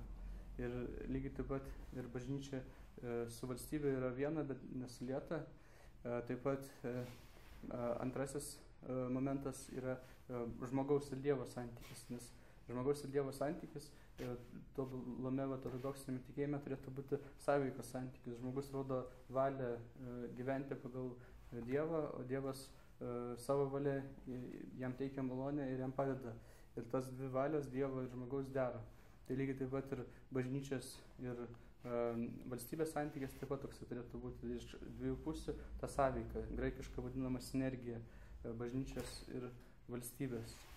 Kaip rašoma Rusijos ortodoksų bažnyčios socialinė koncepcija, iš principo laikomasi augustiniškos doktrinos, jog valstybės ir valdžios egzistavimas yra nuodėmės egzistavimo padarinys, kad, tarkim, Izraelyje, kol jisai buvo sakykime, šventesnis, tai jame egzistavo teokratija, Dievo valdžia ir nereikėjo žemiškos monarchijos, bet vėliau, pradedant Saulium, atsiranda žemiška monarchija ir tos monarchijos tikslas turėtų būti užtikrinamas žmogiškų dalykų. Reiškia, gera valdžia yra ta, kuri rūpinasi, jog žmonės turėtų kuo daugiau gėrio ir kuo mažiau blogio.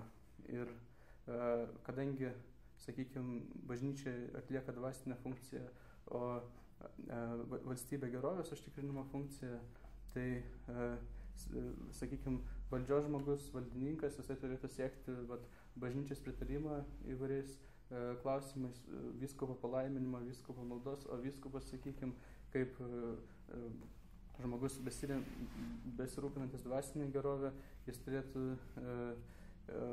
iš bažnyčios laukti, iš valstybės laukti, kad valstybė jiems sudarys optimalias sąlygas skleisti evangeliją, skleisti jo tikėjimą ir nereikės bažnyčiai rūpintis žmogiškais dalykais.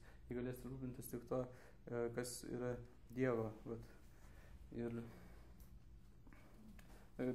Bet nepriklausomai nuo to, kokia bebūtų valdžia, ar krikščioniška, ar nekrikščioniška, o šiaip pasaulyje yra dvi ortodoksų tikėjimo kaip savo valstybinę religiją įteisinusios valstybės. Gal žinote kokios? Ar įtarėte bent jau? Rumunija, ne? Ne, Graikija ir Gruzija yra dvi. Taip. Ir Graikijos konstitucija prasideda malda, doksologija ir ten yra netgi toksai punktas, kad valstybė negali priimti sprendimų moraliniais ir socialiniais klausimais nepasitarusi su bažnyčia. Netgi toks yra punktas konstitucijai. Tai nepriklausomai nuo to, kokia būtų valdžia, yra maldose pagal laišką Timotiejuje apaštalo Pauliaus prašytą nurodymą melstis už valdžią, kad taikoje ir ramybėje galėtų stačiatikiai pamaldžiai gyventi toje valstybėje. Ir kiekvienoje, tarkim, Lietuvoje, kiekvienų mišių metu stačiatikiai meldžiasi už Lietuvos valdžią, kariuomenę ir už tai, kad taikoje ir ramybėje galėtų pamaldžiai Lietuvoje gyventi.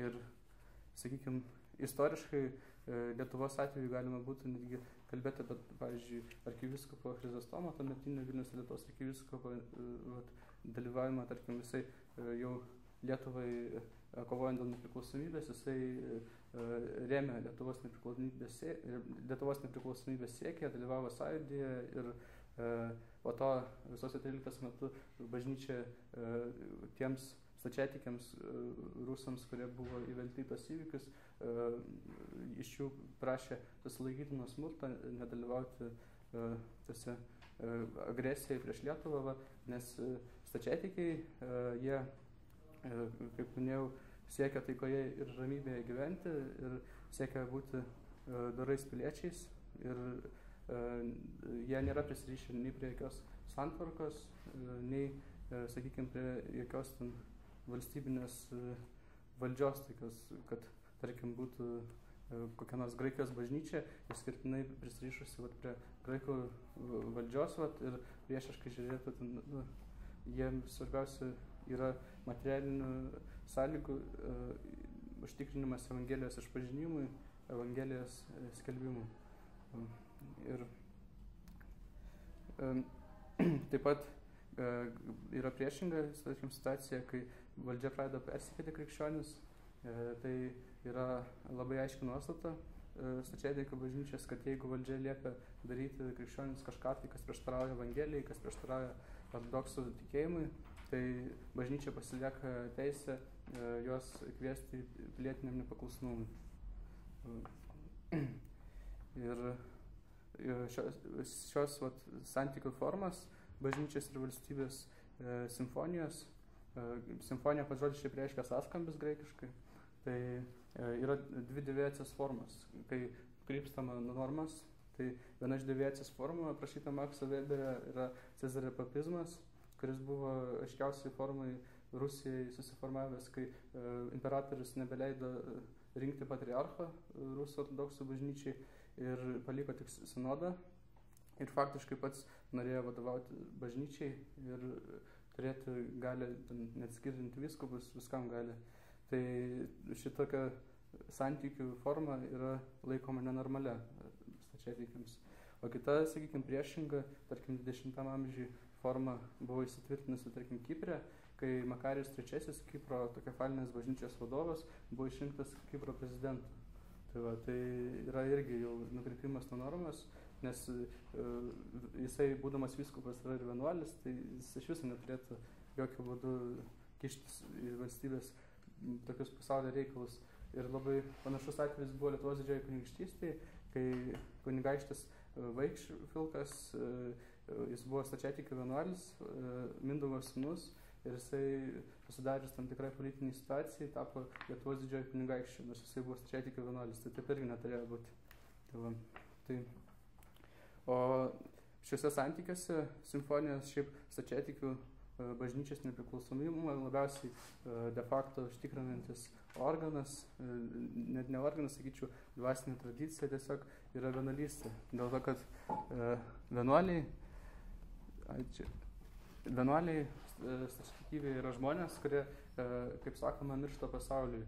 Jie išventinami vienuolis gauna naują vardą, duoda 4 įžadus: neturto, klusnumo, nepaliaujamos maldos ir žinomas skaistumo arba santuokos nesudarimo įžadus. Ir tokiu būdu jie naujai gimsta, sakykime, ir jie jau yra faktiškai nei materialiai, nei kaip kitaip priklausomi nuo pasaulio.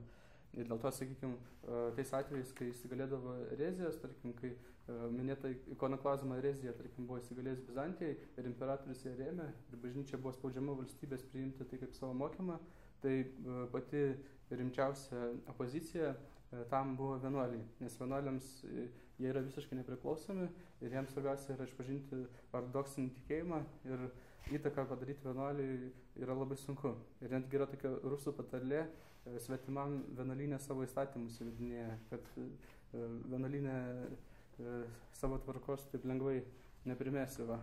Ir netgi, sakykime, tarybiniais laikais, kai buvo uždarinėjami Tarybų sąjungų vienuolynai visi, tai netgi tada Pskovo Pečiorų, tai Pskovo Olų vienuolynas, jisai nebuvo uždarytas, nes tiesiog negalėjo palaužti ten buvusių vienuolių valios.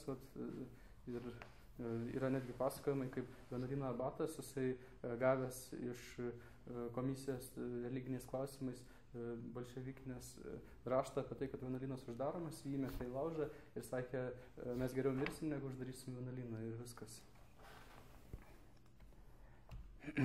Vienuolystė turi įvairias pakopas ortodoksų bažnyčioje. Dvi pagrindinės pakopos yra vadinama mažoji schema arba schema ir didžioji schema. Tai mažoji schema yra ta tiesiog vienuolystė, sakykime, o didžioji schema yra kai vienuolis, schema pats žodis reiškia pavydalą graikiškai ir jisai priima vadinamą angelišką į pavydalą. Jisai duoda, didžiąją schemą priėmęs vienuolis, jis atsisako bet kokių pareigų išskyrus nuolatinę maldą. Ir kai kalbam apie nuolatinę maldą, tai reiškia maldą absoliučiai kiekvieną akimirką.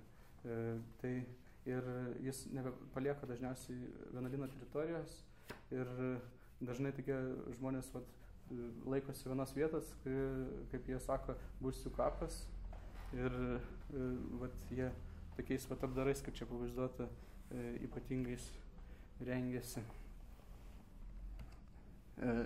Tai čia vienuoliai apskritai turi labai didelį dvasinį autoritetą ir yra tikras pamatas ortodoksų dvasingumo. Tai, sakykime, yra netgi toks pasakymas, kad, tarkim, Atonas, Graikijos vienuolynų toks konglomeratas esantis Atono pusiasalyje, kad tai yra tarsi stačiatikių Vatikanas dvasinis. Yra toksai pasakymas. O, tarkim, Valamo vienuolynas Karelėje yra vadinamas Šiaurės Atonu. Tai tenais gyvenantis vienuoliai, jie laikosi labai griežtai ortodoksų tikėjimą ir tarptų vienuolių, ypač pagyvenusi, yra tokie žmonės, kurie vadinami yra senoliais, graikiškai Jeranda, o rusiškai Starets tas titulas. Ir tai nebūtinai turi šiaip būti vienuolis, bet dažniausiai tai yra būtent vienuolis, pagyvenęs žmogus, kuris turi tam tikrą charizmą, būtent dvasinio ugdymo. Ir jis moko kitus žmonės dvasinį gyvenimą. Ir šie žmonės yra nepaprastai taikingi, sakykime, dvasinių požiūrių ortodoksų bažnyčiai. Sakykime, galima būtų taip pasakyti, kad, tarkim, kokia nors knyga, tarkim, yra tokios knygos, vadinasi, tarkim, Atono senolių pamokymai šiuolaikiniam žmogui, tarkim, yra tokia knyga. Ir nes yra surinkta tų senolių įvairios interviu, dialogai ir taip toliau. Ir, sakykime, dvasinių požiūrių, moralinio mokymo požiūrių, tai ši knyga ortodoksam būtų įtakingesnė negu, tarkim, Konstantinopolio patriarcho dvasinis koks nors kreipimasis, ypač Rusijai, tarkim, kur yra mažiau aktualu. Tai, sakykime, kaip choro vadovas, jisai ar ne chorui, tarkim, duoda kažkokią tai toną, diktuoja, taip ir vienuolynai dažniausiai jie palaiko tam tikrą dvasinio gyvenimo tonusą ir sudaro labai svarbų vaidmenį ortodoksų bažnyčioje. Tai su vienuolių gyvenimu ir su pasauliečių gyvenimu, kaip tas vienuolių gyvenimas pasauliečių gyvenime atsispindi, tai susijusi, pavyzdžiui, ir maldos regula, nes, tarkim, Rusų ortodoksų bažnyčiai šiuo metu yra tiek pasauliečiam, tiek vienuoliam taip jau nusistovėjo, kad numatyta tam tikras bendras maldos režimas, kasdienis taisyklė, tam tikra regula, ir graikų bažnyčiai paprastai atskiria dar tos pasauliečių maldynus ir vienuoliam pas mus jau yra susimaišę tie dalykai, bet faktiškai yra, sakykime, svarbu gyvenimą stačiatikių, svarbu pamatas stačiatikių gyvenimą sudaro ta kasdienė malda, ten ryto vakaro maldas prieš valgį, pavalgį ir taip toliau. Yra tam tikras liturginis kalendorius, jau kalbėjau apie jį, kad jis yra dviejų tipų, senasis ir naujasis stilius. Ir tame liturginio kalendoriuje tam tikrais laikotarpiais yra pasininkaujama, kitais švenčiama. Va. Ir šiaip pasininkavimą ortodoksų bažnyčioje yra įprasta savaitė trečiadieniais, penktadieniais. Trečiadienį atsimenant Judo Iskarijoto išdavystę, penktadienį atsimenant Kristaus kančią ant kryžiaus. O, sakykime, vienuoliai kokiam atone, jie pagal išgalės dar pasininkauja pirmadieniais, nes pirmadienis yra angelų diena, jie siekia gyventi kaip angelai. Tai čia įprasta savaitė trečiadienį, penktadienį pasninkas, o daugiau būna kažkiek pasninkų laikotarpiai. Ir patruputį galim pradėti šnekėti apie bažnytinį meną. Tai čia yra schema, toks pjūvis ortodoksų bažnyčios, pastato, cerkvės. Tai paprastai cerkvės susideda iš 3 dalių. Pirma yra įėjimas, nežinau, lietuviškai prieangių gal pavadinti ar kaip. Tada yra pagrindinė patalpa, kur yra visi tikintieji. Ir trečioji patalpa yra presbiterija, kur yra altorius. Paprastai visą patalpą stačiatikiai vadina altoriumi. Ir tas altorius yra atskirtas ikonų siena arba ikonostasų vadinamu. Tai į presbiteriją ortodoksų bažnyčiai griežtai negalima eiti moterims, pasauliečiai vyrai gali ten patekti tik su palaiminimu.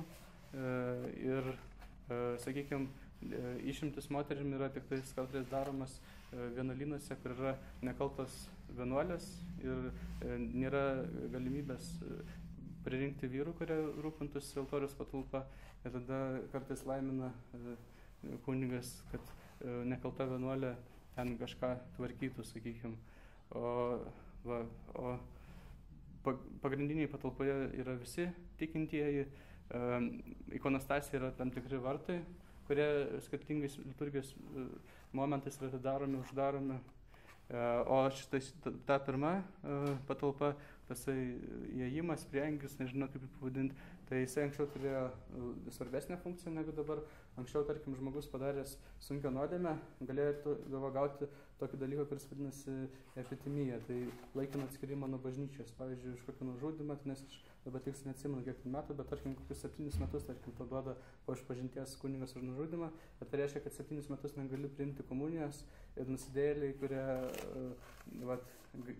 atgailaudavo už tokias sunkias nuodėmes, jie būdavo šitoje patalpoje ir jie prašydavo einančių melstis į vidų, kad jie už jas pasimelstų, bet jie negalėjo būti su visais tikinčiaisiais. Šiais laikais retai atskiriami žmonės nuo bažnyčios, dėl to ta reikšmė šios patalpos yra sumažėjus labai smarkiai. Ir čia toliau pati trinarių struktūra atkartoja Senojo testamento Jeruzalės šventyklos struktūrą. Šiaip stačiatikiai kiekvieną bažnyčią vadina šventykla arba šventovė, rusiškai chram. Ir kaip senoviai buvo Jeruzalės šventykla 3 dalių, buvo kiemas, kur rinkdavosi ten pagonys, pasauliečiai ir taip toliau. Buvo jau šventovė pati, kur kunigai aukodavo aukas, ten altorius buvo, atnašų stalas, 7 žvakė ir buvo šventų švenčiausiai, kurie galėjo įeiti tik tais pirmas kunigas. Tai po Kristaus nukryžiavimo, jeigu atsimenat, Naujajame testamente yra rašoma, jog užuolaida, ta uždanga, kuris skyrė šventų šventąją nuo šventovės, jis suplyšo ir štai tai simbolizuojant, tarkim, yra tam tikra užuolaida ortodoksų bažnyčiai ant ikonostasio, kuri yra atitraukiama. Ir tai simbolizuoja plyšimą tos uždangos tarp šventų švenčiausios ir tarp šventovės. Ir skirtingai negu Izraelio laikais, kai į šventų švenčiausiai žengti galėjo tik pirmasis kunigas, tai dabar tai, kas yra šventų švenčiausia, tai Kristaus kūną ir kraują, kunigas išneša ir dalyja visiems tikintiesiems. Čia matote ikonostasą, ikonų sieną. Kaip ir architektūra, ko nepaminėjau, tiek ir ikonų visas išdėliojimas ortodoksų bažnyčiai yra kanoniškai apibrėžtas tam tikromis taisyklėmis. Ikonostasai gali būti įvairių dydžių. Rusų bažnyčiose paprastai mėgsta statyti didesnius ikonostasus, graikai paprastai stato mažus, žemus. Ir tai pati ta tradicija susiformavo natūraliai, kai buvo prieš altorių statomas tam tikros ikonos ir galų gale pradėjo formuotis tokios sienos ir vėliau taip atsirado tie ikonostasai. Ortodoksų bažnyčiai yra švenčiami šiaip 4 pagrindiniai liturgijos variantai. Tai yra Švento apaštalo Jokūbo liturgija 1 amžiuje suformuota. Tada yra Švento Bazilijos didžiojo liturgija 4 amžiaus, kur yra sutrumpintas apaštalo Jokūbo variantas. Yra Jono auksabūrinė liturgija, kuri dažniausiai yra vartojama kiekvieną sekmadienį, ir įprastą darbo dieną taip pat dažniausiai šitas variantas yra naudojamas. Tai yra sutrumpinta Švento Bazilijos didžiojo liturgija. Ir dar yra Grigaliaus didžiojo, tuometinio popiežiaus liturgijos variantas. Dar tada nebuvo skilus bažnyčia, tai buvo stačiatikių šventasis viską ir stačiatikių popiežius. Tai tas variantas visi skiriasi tam, kad naudojamas iš anksto pašventintas atnašas, duona ir vynas iš anksto pašventinti. Ir ši liturgija švenčiama yra gavėnios metu, darbo dienomis. Ir taip pat yra tam tikros parapijos, kurios švenčia pagal vakarų rytą. Tai, pavyzdžiui, Didžioji Britanija, kur yra prisijungusių, tarkim, buvusių anglikonų prie ortodoksų bažnyčios, tai jie ten turi tam tikrą misiją vadinamą, kur jie švenčia pagal anglišką stačiatikių liturgijos rytą liturgiją. Ir jisai iš principo yra vakarietiškas, bet jame bandoma rekonstruoti liturgiją, kokia jie atrodė 11 amžiuje iki schizmos su Didžioji Britanija. Bet yra, tarkim, 20 amžiaus pradžioje suformuotas Švento Tichono Maskvos patriarcho liturginis rytas skirtas anglikonam, kur yra adaptuotas anglikonų ten apeigos prie stačiatikiško naudojimo. Ir tų vakarų ryto parapijų tokių yra, bet jos yra labai mažas. Vienas svarbiausių dalykų minėtojų dievogarbos yra ikonos. Tai paskutiniam, kaip minėjau, jau visuotiniam susirinkime yra apibrėžta ikonų gerbimo dogma. Ir tos dogmos esmė yra tame, jog per ikonas mus gali pasiekti Dievo malonę. Ir sakykime, Šventas Fotis, jisai kalbėdamas apie ikonas pabrėžia, jog ikona, ji yra simbolis, kaip, pavyzdžiui, Šventasis raštas, jisai garsiai skaitomas, yra garsiniai simboliai, kurie nurodo į Evangeliją, sakykime, į ortodoksų tikėjimą. Tai lygiai taip pat ir ikona, ji yra grafinis simbolis tam tikras, kuris nurodo į tą patį, į Evangeliją, į krikščionišką žinią. Ir dėl to ikona, ji negali būti bet kaip tapoma. Yra tam tikri kanonai, kurie apibrėžia, kaip turi būti tapoma ikona, nes kaip ir į Evangeliją negali įeiti bet kas ir negalima bet kaip skaityti Evangelijas, turi būti tiksliai perdodama, taip ir ikonoje turi būti žinia tiksliai perdodama. Vienas iš pagrindinių ikonų gerbimo dogmos gynėjų, tuometiniai, kai vyko susirinkimas gyvenęs, Šventas Jonas Damaskietis, arabų krikščionis, jisai teigia, jog per atvaizdo gerbimą garbinimas pasiekia provaizdį. Tai kai, tarkim, bučiuojama Kristaus ikona, nes ortodoksų bažnyčiai irgi čia susijęs su Jono Damaskiečio apibendrinta teologija, kadangi Kristus išganė kūną, ne tik sielą, tai, taip sakant, materijos nėra ko bodėtis ir dėl to, tarkim, ortodoksų bažnyčia yra toks labai artimas santykis su relikvijomis, su ikonomis ir, tarkim, yra įprasta bučiuoti ikonas, įprasta bučiuoti kankinių palaikus ir panašiai. Ir bučiuodami, tarkim, ikoną, kuri yra atvaizdas Kristaus, jie taip išreiškia, tai yra maldos forma ir jie išreiškia savo garbinimą būtent Kristaus atžvilgiu, ne ikonos. Ir čia matote kelias ikonas. Pirmoji yra Kristaus. Tai galima pastebėti, tarkim, jeigu mes daug Kristaus ikonų žiūrėtume, kad tam tikri siužetai, šitas, pavyzdžiui, vadinasi Kristus Visagalis. Ir yra daugybė skirtingai, sakykime, piešiama, įvairus yra išpildymas šito siužeto, bet pagrindiniai simboliai yra tie patys. Kristus stovi laikydamas savo rankose Evangeliją, jis kitoje rankoje laiko simbolį savo vado raidės ir simbolį, kuris Bizantijoje reiškia dėmesio, oratoriaus simbolis. Toliau yra dangiškosios kopėčios ikona, jį vaizduoja žmogaus kelią pas Dievą, teozės kelią, ir yra tokia ir knyga krikščionių asketų 6 amžiaus, vadinasi Dangiškosios kopėčios, apie tai, kaip ten per 30 pakopų įvairių gyvenimų žmogus eina pas Dievą. Tokias kopėčias matė Jokūbas Senajame testamente, kai jis užmigo pakeliui į Kanano žemę ant akmens, ir tada jis regėjo kopėčias, kuriamis angelai lipa aukštyn ir žemyn. Ir čia matome viršuje Dievas ištiesęs rankas laukia žmonių, o lipant kopėčiamis demonai bando tas žmonės numesti. O paskutinė ikona yra Rubliova, švenčiausia trejybė, labai žymi rusų ikona, viena iš tokių jau besiasocijuojančių su rusų stačiatikybė ikonų. Ir šioje švenčiausia trejybė pavaizduota istorija, kaip pas Abraomą atėjo 3 angelai, ir tie 3 angelai buvo provaizdis švenčiausios trejybės dogmas. Dievas taip savo trejybiškumą atvėrė, ir štai ikonoje tas Seno testamento momentas yra pagaunamas. Ir tarkim, šiaip kanoniškai galima pastebėti, kad tarkim, kadangi Dievas tėvas yra nematomas visiškai, ir jisai nepriėmė, tarkim, kūno kaip Jėzus Kristus, dėl to kanoniškose ortodoksų ikonose Dievas tėvas, tarkim, niekada nėra vaizduojamas. Arba, tarkim, kadangi niekas nematė, kaip Kristus prisikėlė savo kape, tai dėl to nėra niekada vaizduojamas momentas, kaip Kristus kape, tarkim, kelias ir panašiai, o yra vaizduojamas, tarkim, ten sėdintis angelas arba tuščias kapas, kurį randa moteris, tačiau nėra vaizduojami tie momentai, apie kuriuos nėra nieko žinoma. Čia yra labai būdinga stačiatikiams ikona, motyvas, kuris katalikybėje galbūt yra daug mažiau pabrėžiamas.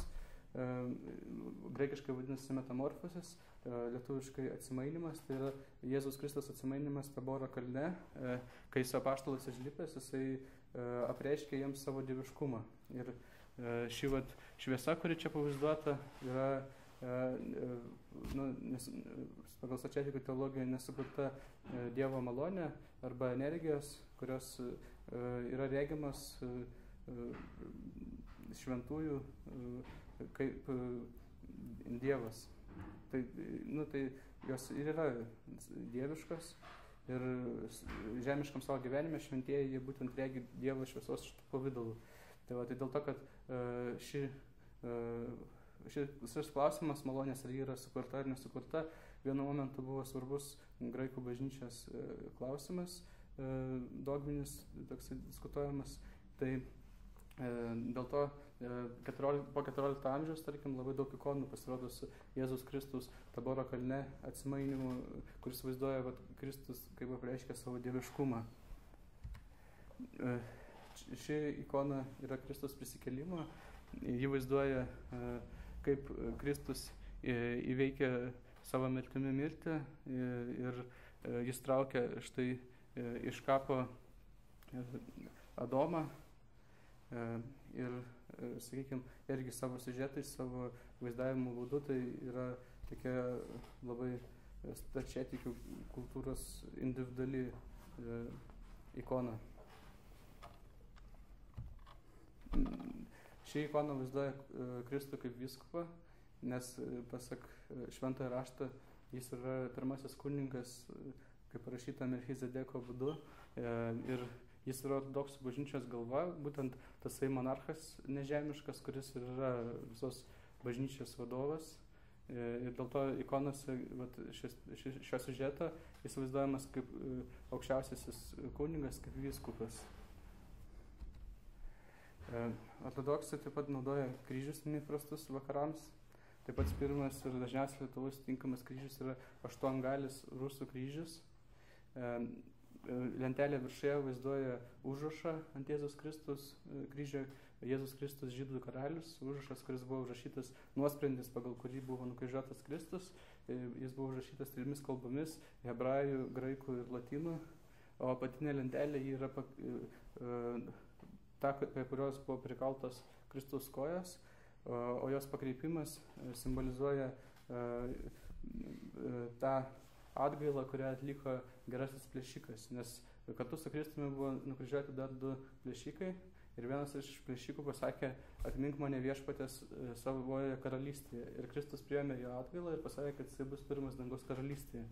Ir tarsi svarstyklės, šios apatinė lentelė yra pakreipta, taip primindama tikintiesiems, kad gerajam plėšikui užteko vieno nuoširdaus sakinio, kad jis patektų į dangaus karalystę. Vieno sakinio trukmės nuoširdi atgaila. Šalia dešinėje yra graikų kryžius, lygiakraštis, tradicinis graikų kryžius, kokį jie naudoja. Greta yra serbų kryžius. Ir apačioje čia yra gruzinų kryžius. Gruzinų kryžius yra toks ypatingas, su ta vidurinė lentelė horizontale išlenkta. Ir tam priežastis yra tokia, kad į Gruziją krikščionybę ir stačiatikybę atnešė viena šventoji. Ir ta šventoji tiesiog pamatė viziją, kurioje, atrodo, Dievo motina pasakė, kad ji turi eiti į Gruziją ir paskelbti ant krikščionybę. Ir kadangi jis su savim nieko neturėjo ir kaip išėjo, taip išėjo, tai pakeliu reikėjo pasidaryti kažkokį kryžį. Tai paėmė vynuogių šakelės 2, perrišo jas savo plaukais, nutraukusi dalį plaukų tam reikalui ir pasidarė tokį kryžių. Ir šitą kryžių gruzinai iki šiol naudoja tokios būtent formos, prisimindami šią šventąją. Ir galų gale čia yra įprastas krucifiksas, įprastas toks kryžius, kuris irgi naudojamas stačiatikybėje. Bažnytinis giedojimas, jisai iš principo, tarkim, kaip šventas Ignas Antiochietis, tarkim, jo hagiografija pasakojama, jisai formavosi su mintimi mėgdžioti angelų giedojimą Dievui, šlovinimą. Šventas Ignatas Antiochietis kartą, tarkim, išgirdo angelų chorą, giedantį Dievui paeiliui. Giedojo iš pradžių iš dešinės angelai, po to iš kairės. Tarkim, taip ortodoksų bažnyčioje po šios jo vizijos susiformavo antifoninis giedojimas. Tai yra giedojimas, kai paeiliui gieda 2 chorai, tarkim. Ir pagal ortodoksų bažnyčios kanonus bažnytinėje muzikoje nėra naudojama muzikos instrumentų visai. Ir priežastis tam yra aprašyta Švento Jono auksaburnė. Jis teigia, kad Jeruzalėje šventovėje muzikos instrumentai buvo naudojami tik dėl žmonių netobulumo, o dabar, kai žmogus yra išganytas, kai jo kūnas yra švarus, tai geriausias instrumentas šlovinti Dievą yra tas išganytas kūnas. Ir dėl to jis skatina giedoti tik kūniškai ir nenaudoti muzikos instrumentų dirbtinių. Graikijoje tradiciškai moteris negėda, gėda vyrai. Tai tokia šiaip tradicija tam, kad giedojimas būtų skeptiškesnis, nes giedojimas jisai pagal savo funkciją jis turi nukreipti mintis į Dievą, bet nenukreipti mintis į giedotojus ar giedojimo gražumą. Dėl to taip yra paprasčiau. Ir yra žinoma irgi tam tikri kanonai, ribos tos bažnytinės muzikos. Tarkim, yra aprašyta kanonuose, jog bažnytinė muzika negali būti giedama natūraliu balsu, nes vėlgi ji turi sutelkti į Dievą, o neturi būti kažkokių tai iš individualybių. Ir aš dabar noriu parodyti giedojimo pavyzdžius. Čia matote graikišką muzikinį raštą, Bizantijos susiformavusi. Tai vadinamas yra bizantiškas sonatas arba pneumas. Iš jų kažkada susiformavo vakarietiškos pneumas, kurias grigališkajame chorale naudojama. Bet čia yra graikiškas muzikinis raštas, iki šiol naudojamas ortodoksų bažnyčiai graikų kalbėje ir giedama pagal jį. Jeigu, kad išėjau, tai jungsiu taip pagiedojama. Tai tarkim, čia ta, kuri pavaizduota bus giesmė.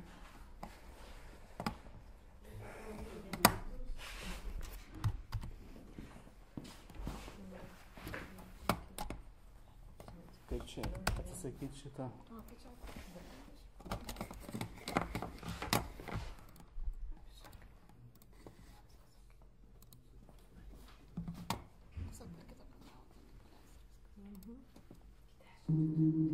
Agni Martele Despina, Atrante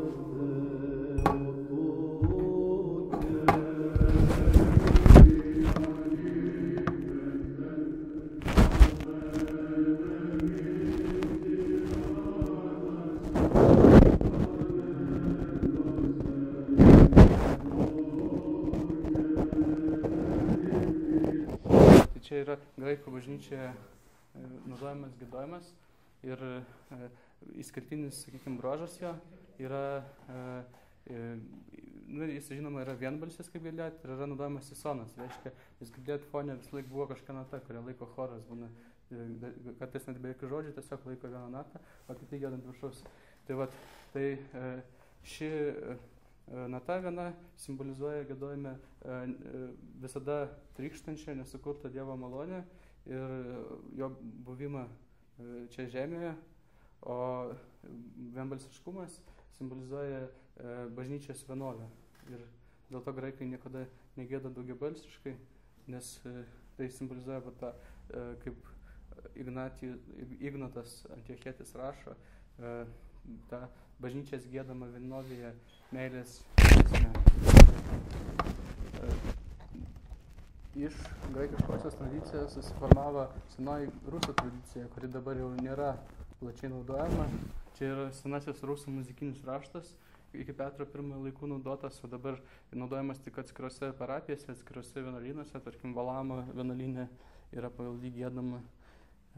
Ir senasis rusų giedojimas, jis remiasi tais pačiais principais kaip ir graikiškasis giedojimas. Tai tarkim ši... Oi, nereikėjo padaryti. Ai. To graikai kaip su telefonu.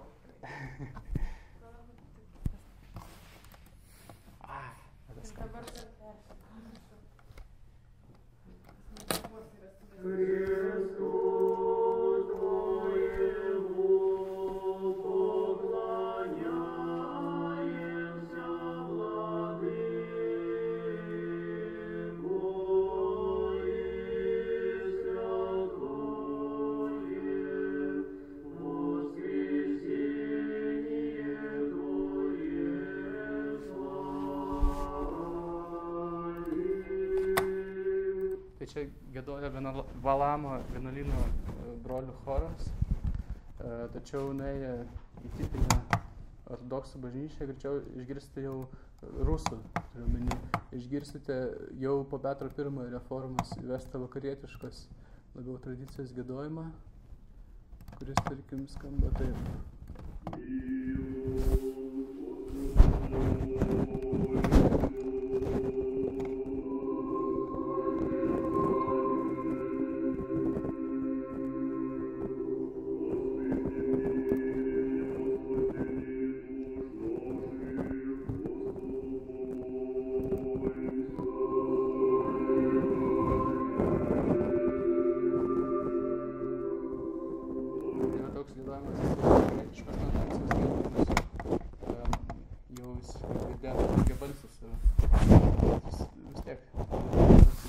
Kur negali peržengti. Šiaip rusų ortodoksų bažnyčia yra skiriamas, ortodoksų bažnyčia apskritai skiriamas 4 giedojimo tradicijas. Tai yra slaviškas giedojimas, kurį girdėjote rusų pavyzdį, yra bizantiška giedojimo tradicija graikų bažnyčiose ir yra Kaukazo giedojimo tradicija, kuri išsaugota yra Gruzijai labiausiai. Ir dar 4 tokia, kuri jau yra išnykusi, tai yra būtent grigališkasis choralas, kuris buvo iki schizmos vakaruose naudojamas. Tai gruzinų kaukazietiškas giedojimas skamba šitaip.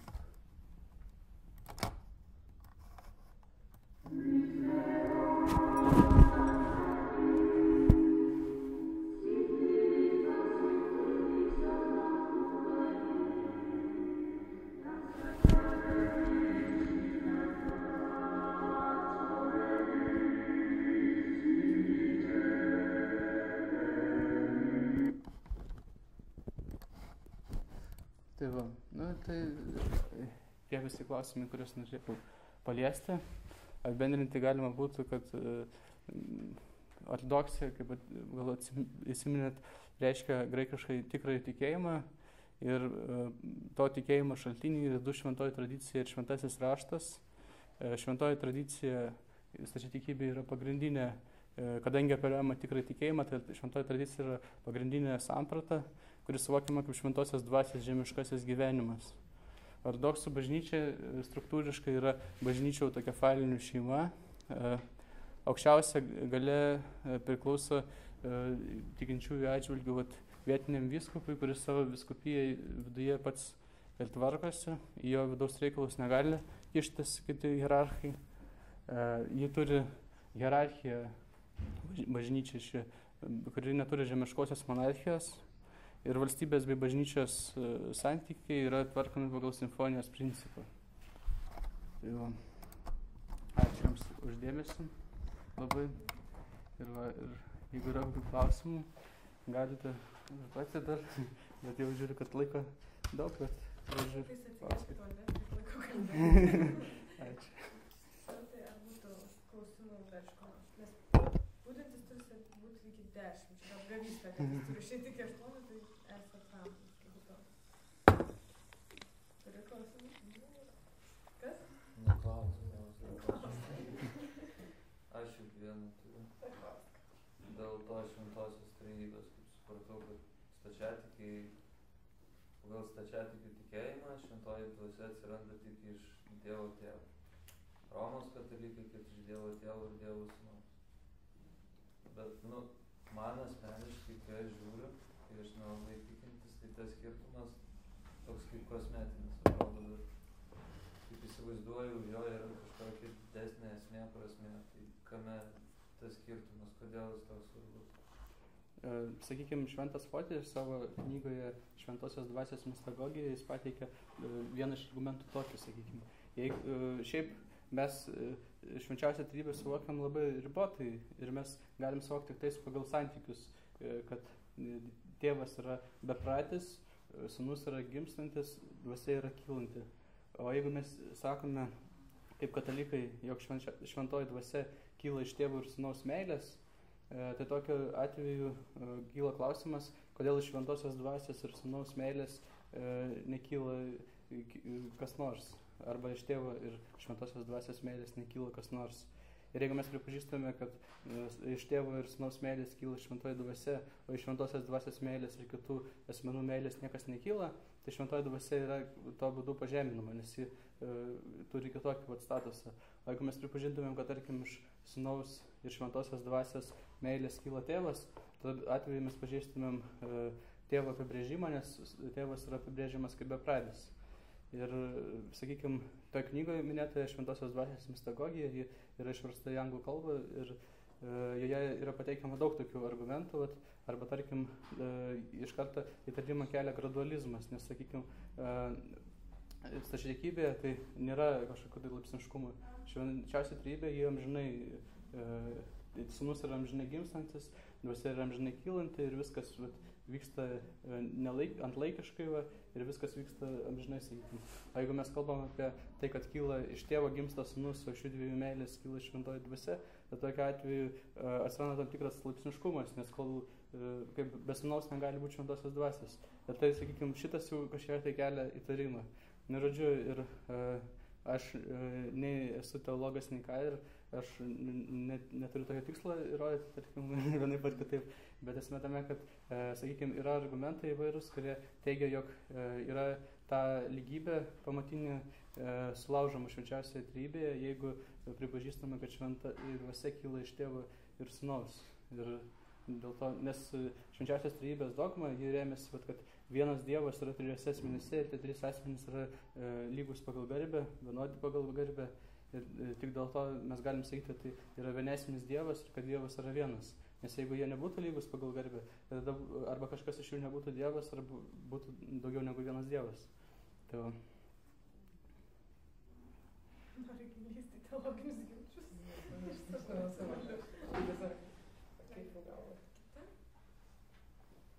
vienas iškilo, matau, žemėlapį, kai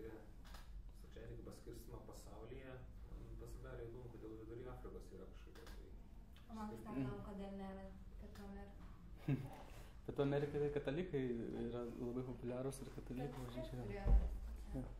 O su Afrika vat, yra labai įdomi istorija, nes faktiškai Aleksandrijos patriarchatas, jisai jokios labai aktyvios misijos tarp juodaodžių gyventojų Afrikos nevykdė. Ten buvo pagrindė didžioji dalis senųjų Egipto graikų toje bažnyčioje, taip pat senųjų koptų, tai tikrųjų Egipto gyventojų, nors koptų yra daug kas atskilę į schizmatinę bažnyčią, į koptų tą krikščionybę, tą kryptį, bet dalis jų taip pat išpažįsta ir ortodoksų tikėjimą, stačiatikių tikėjimą. Tai va, tai, sakykime, ta bažnyčia buvo labai tradicinė ir gana uždara, bet tiesiog atsitiko taip, kad Afrikoje juodaodžių populiacija, kuri buvo veikiama įvairių vakarų misionierių, jų domėjosi krikščionybės istorija ir kažkokiu būdu į tas bendruomenės didelės vietinės priėmė sprendimą, kad stačiatikių bažnyčia yra tikroji tradicijos nešėja ir jie kreipėsi Aleksandrijos patriarchatą, kad jos prijungtų prie stačiatikių bažnyčios. Ir tokiu būdu prasidėjo aktyvi stačiatikių misija Afrikoje, kai tie vietiniai savo iniciatyvą prisijungė. Ir ta bažnyčia Afrikos yra vienas pačiausiai augančių. Ir taip prasidėjo istorija Afrikoje. Amerikai, pavyzdžiui, irgi yra įdomi istorija ir Japonijoje yra įdomi istorija, nes, tarkim, Japonijoje stačiatikybė prasidėjo nuo vieno žmogaus. Buvo vienas vienuolis labai asketiškas, nusiųstas į Rusijos ambasadą, kad dvasiškai ugdytų ambasados darbuotojus ir teiktų jiems sakramentus ir taip toliau. Ir dar vienas iš aukščiausio šintoizmo tokių, ten, ir valstybės hierarchų aukštų ir šintoizmo religijoje svarbią vietą užimančių samurajų luomo atstovas, jisai pradėjo bendrauti su to stačiatikiu ir jis sudarė sandorį, kad jeigu jie pradės disputą dėl to, kuri teisingesnė religija, šintoizmas ar krikščionybė, ir jeigu vienuolis įrodys, kad stačiatikybė yra teisinga religija, tai ją priims samurajus, o jeigu bus įrodyta atvirkščiai, tai vienuolis turės pasidaryti harakiri. Tai yra savižudybė ritualinė. Ir vienuolis priėmė tą iššūkį ir tas samurajus pralaimėjo, atsivertė stačiatikybę ir tada susidomėjo jo aplinkos žmonės, kodėl čia jis atsivertė stačiatikybę ir taip atsirado bažnyčia Japonijoje. O Amerikoje irgi prasidėjo nuo vieno žmogaus, kai rusam priklausė dar Aliaska, tai Aliaskoje prasidėjo misija ir iš jos galų gale susiformavo autokefalinė bažnyčia Jungtinių Amerikos valstybių ir Kanados. Šiaip ir Pietų Amerikoje net yra vyskupų, ne vienas, tarkim, bet ten tik tai, tokios kaip jau konkrečiai kanoninės teritorijos nepaskiria. Ten vėl yra įvairių tautų vyskupų. Irgi kokie 6. Visur yra, visam pasaulyje.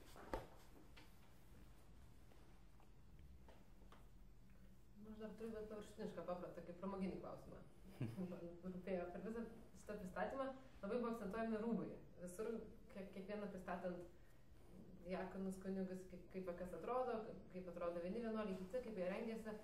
Ar tas aprangos svarba irgi kilo iš tokių panašių nesusipratimų ar kuriozų, kaip minėtas kryžius, ar turbūt yra kažkokia gilesnė priežastis, kodėl tai yra taip, ar taip iš tikrųjų teisingas įspūdis, kad tai yra taip pabrėžiama, svarbu ir ar yra kažkokių...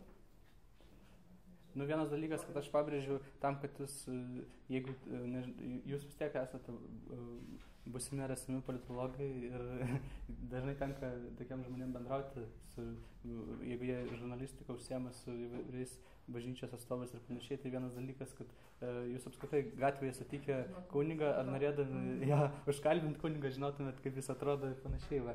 O kitas dalykas, kad šiaip liturginiai visi rūbai, kaip aš buvau rodęs vieną skaidrę, tai jie mėgdžioja kaip atvaizdą senosios šventyklos Jeruzalės visas liturginės formas. Tai, tarkim, vyskupo rūbai, kunigo rūbai liturginiai, jie turi visą simboliką, ten plačią, kiekvienas ten dalykas yra paaiškintas, tarkim, ten kunigas, tarkim, tokius ant rankų nešioja, antrankius jie vadinasi latiniškai manipulas, kuris simbolizuoja, kad jis viską daro ne savo rankom, apie jį veikia šventoji dvasia, nes ir taip toliau. Žodžiu, tie rūbai visi turi savo simboliką, bet iš principo tai jie yra susiję su Jie toksai yra atspindys tam tikras Jeruzalės šventovės tų praktikų.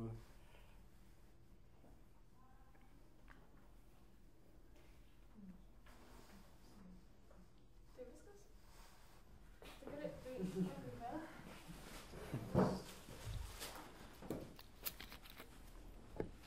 norėčiau padėkoti.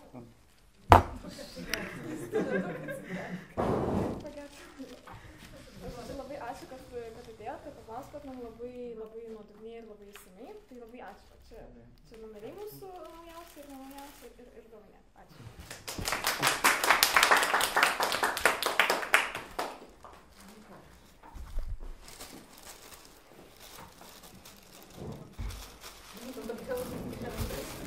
Dar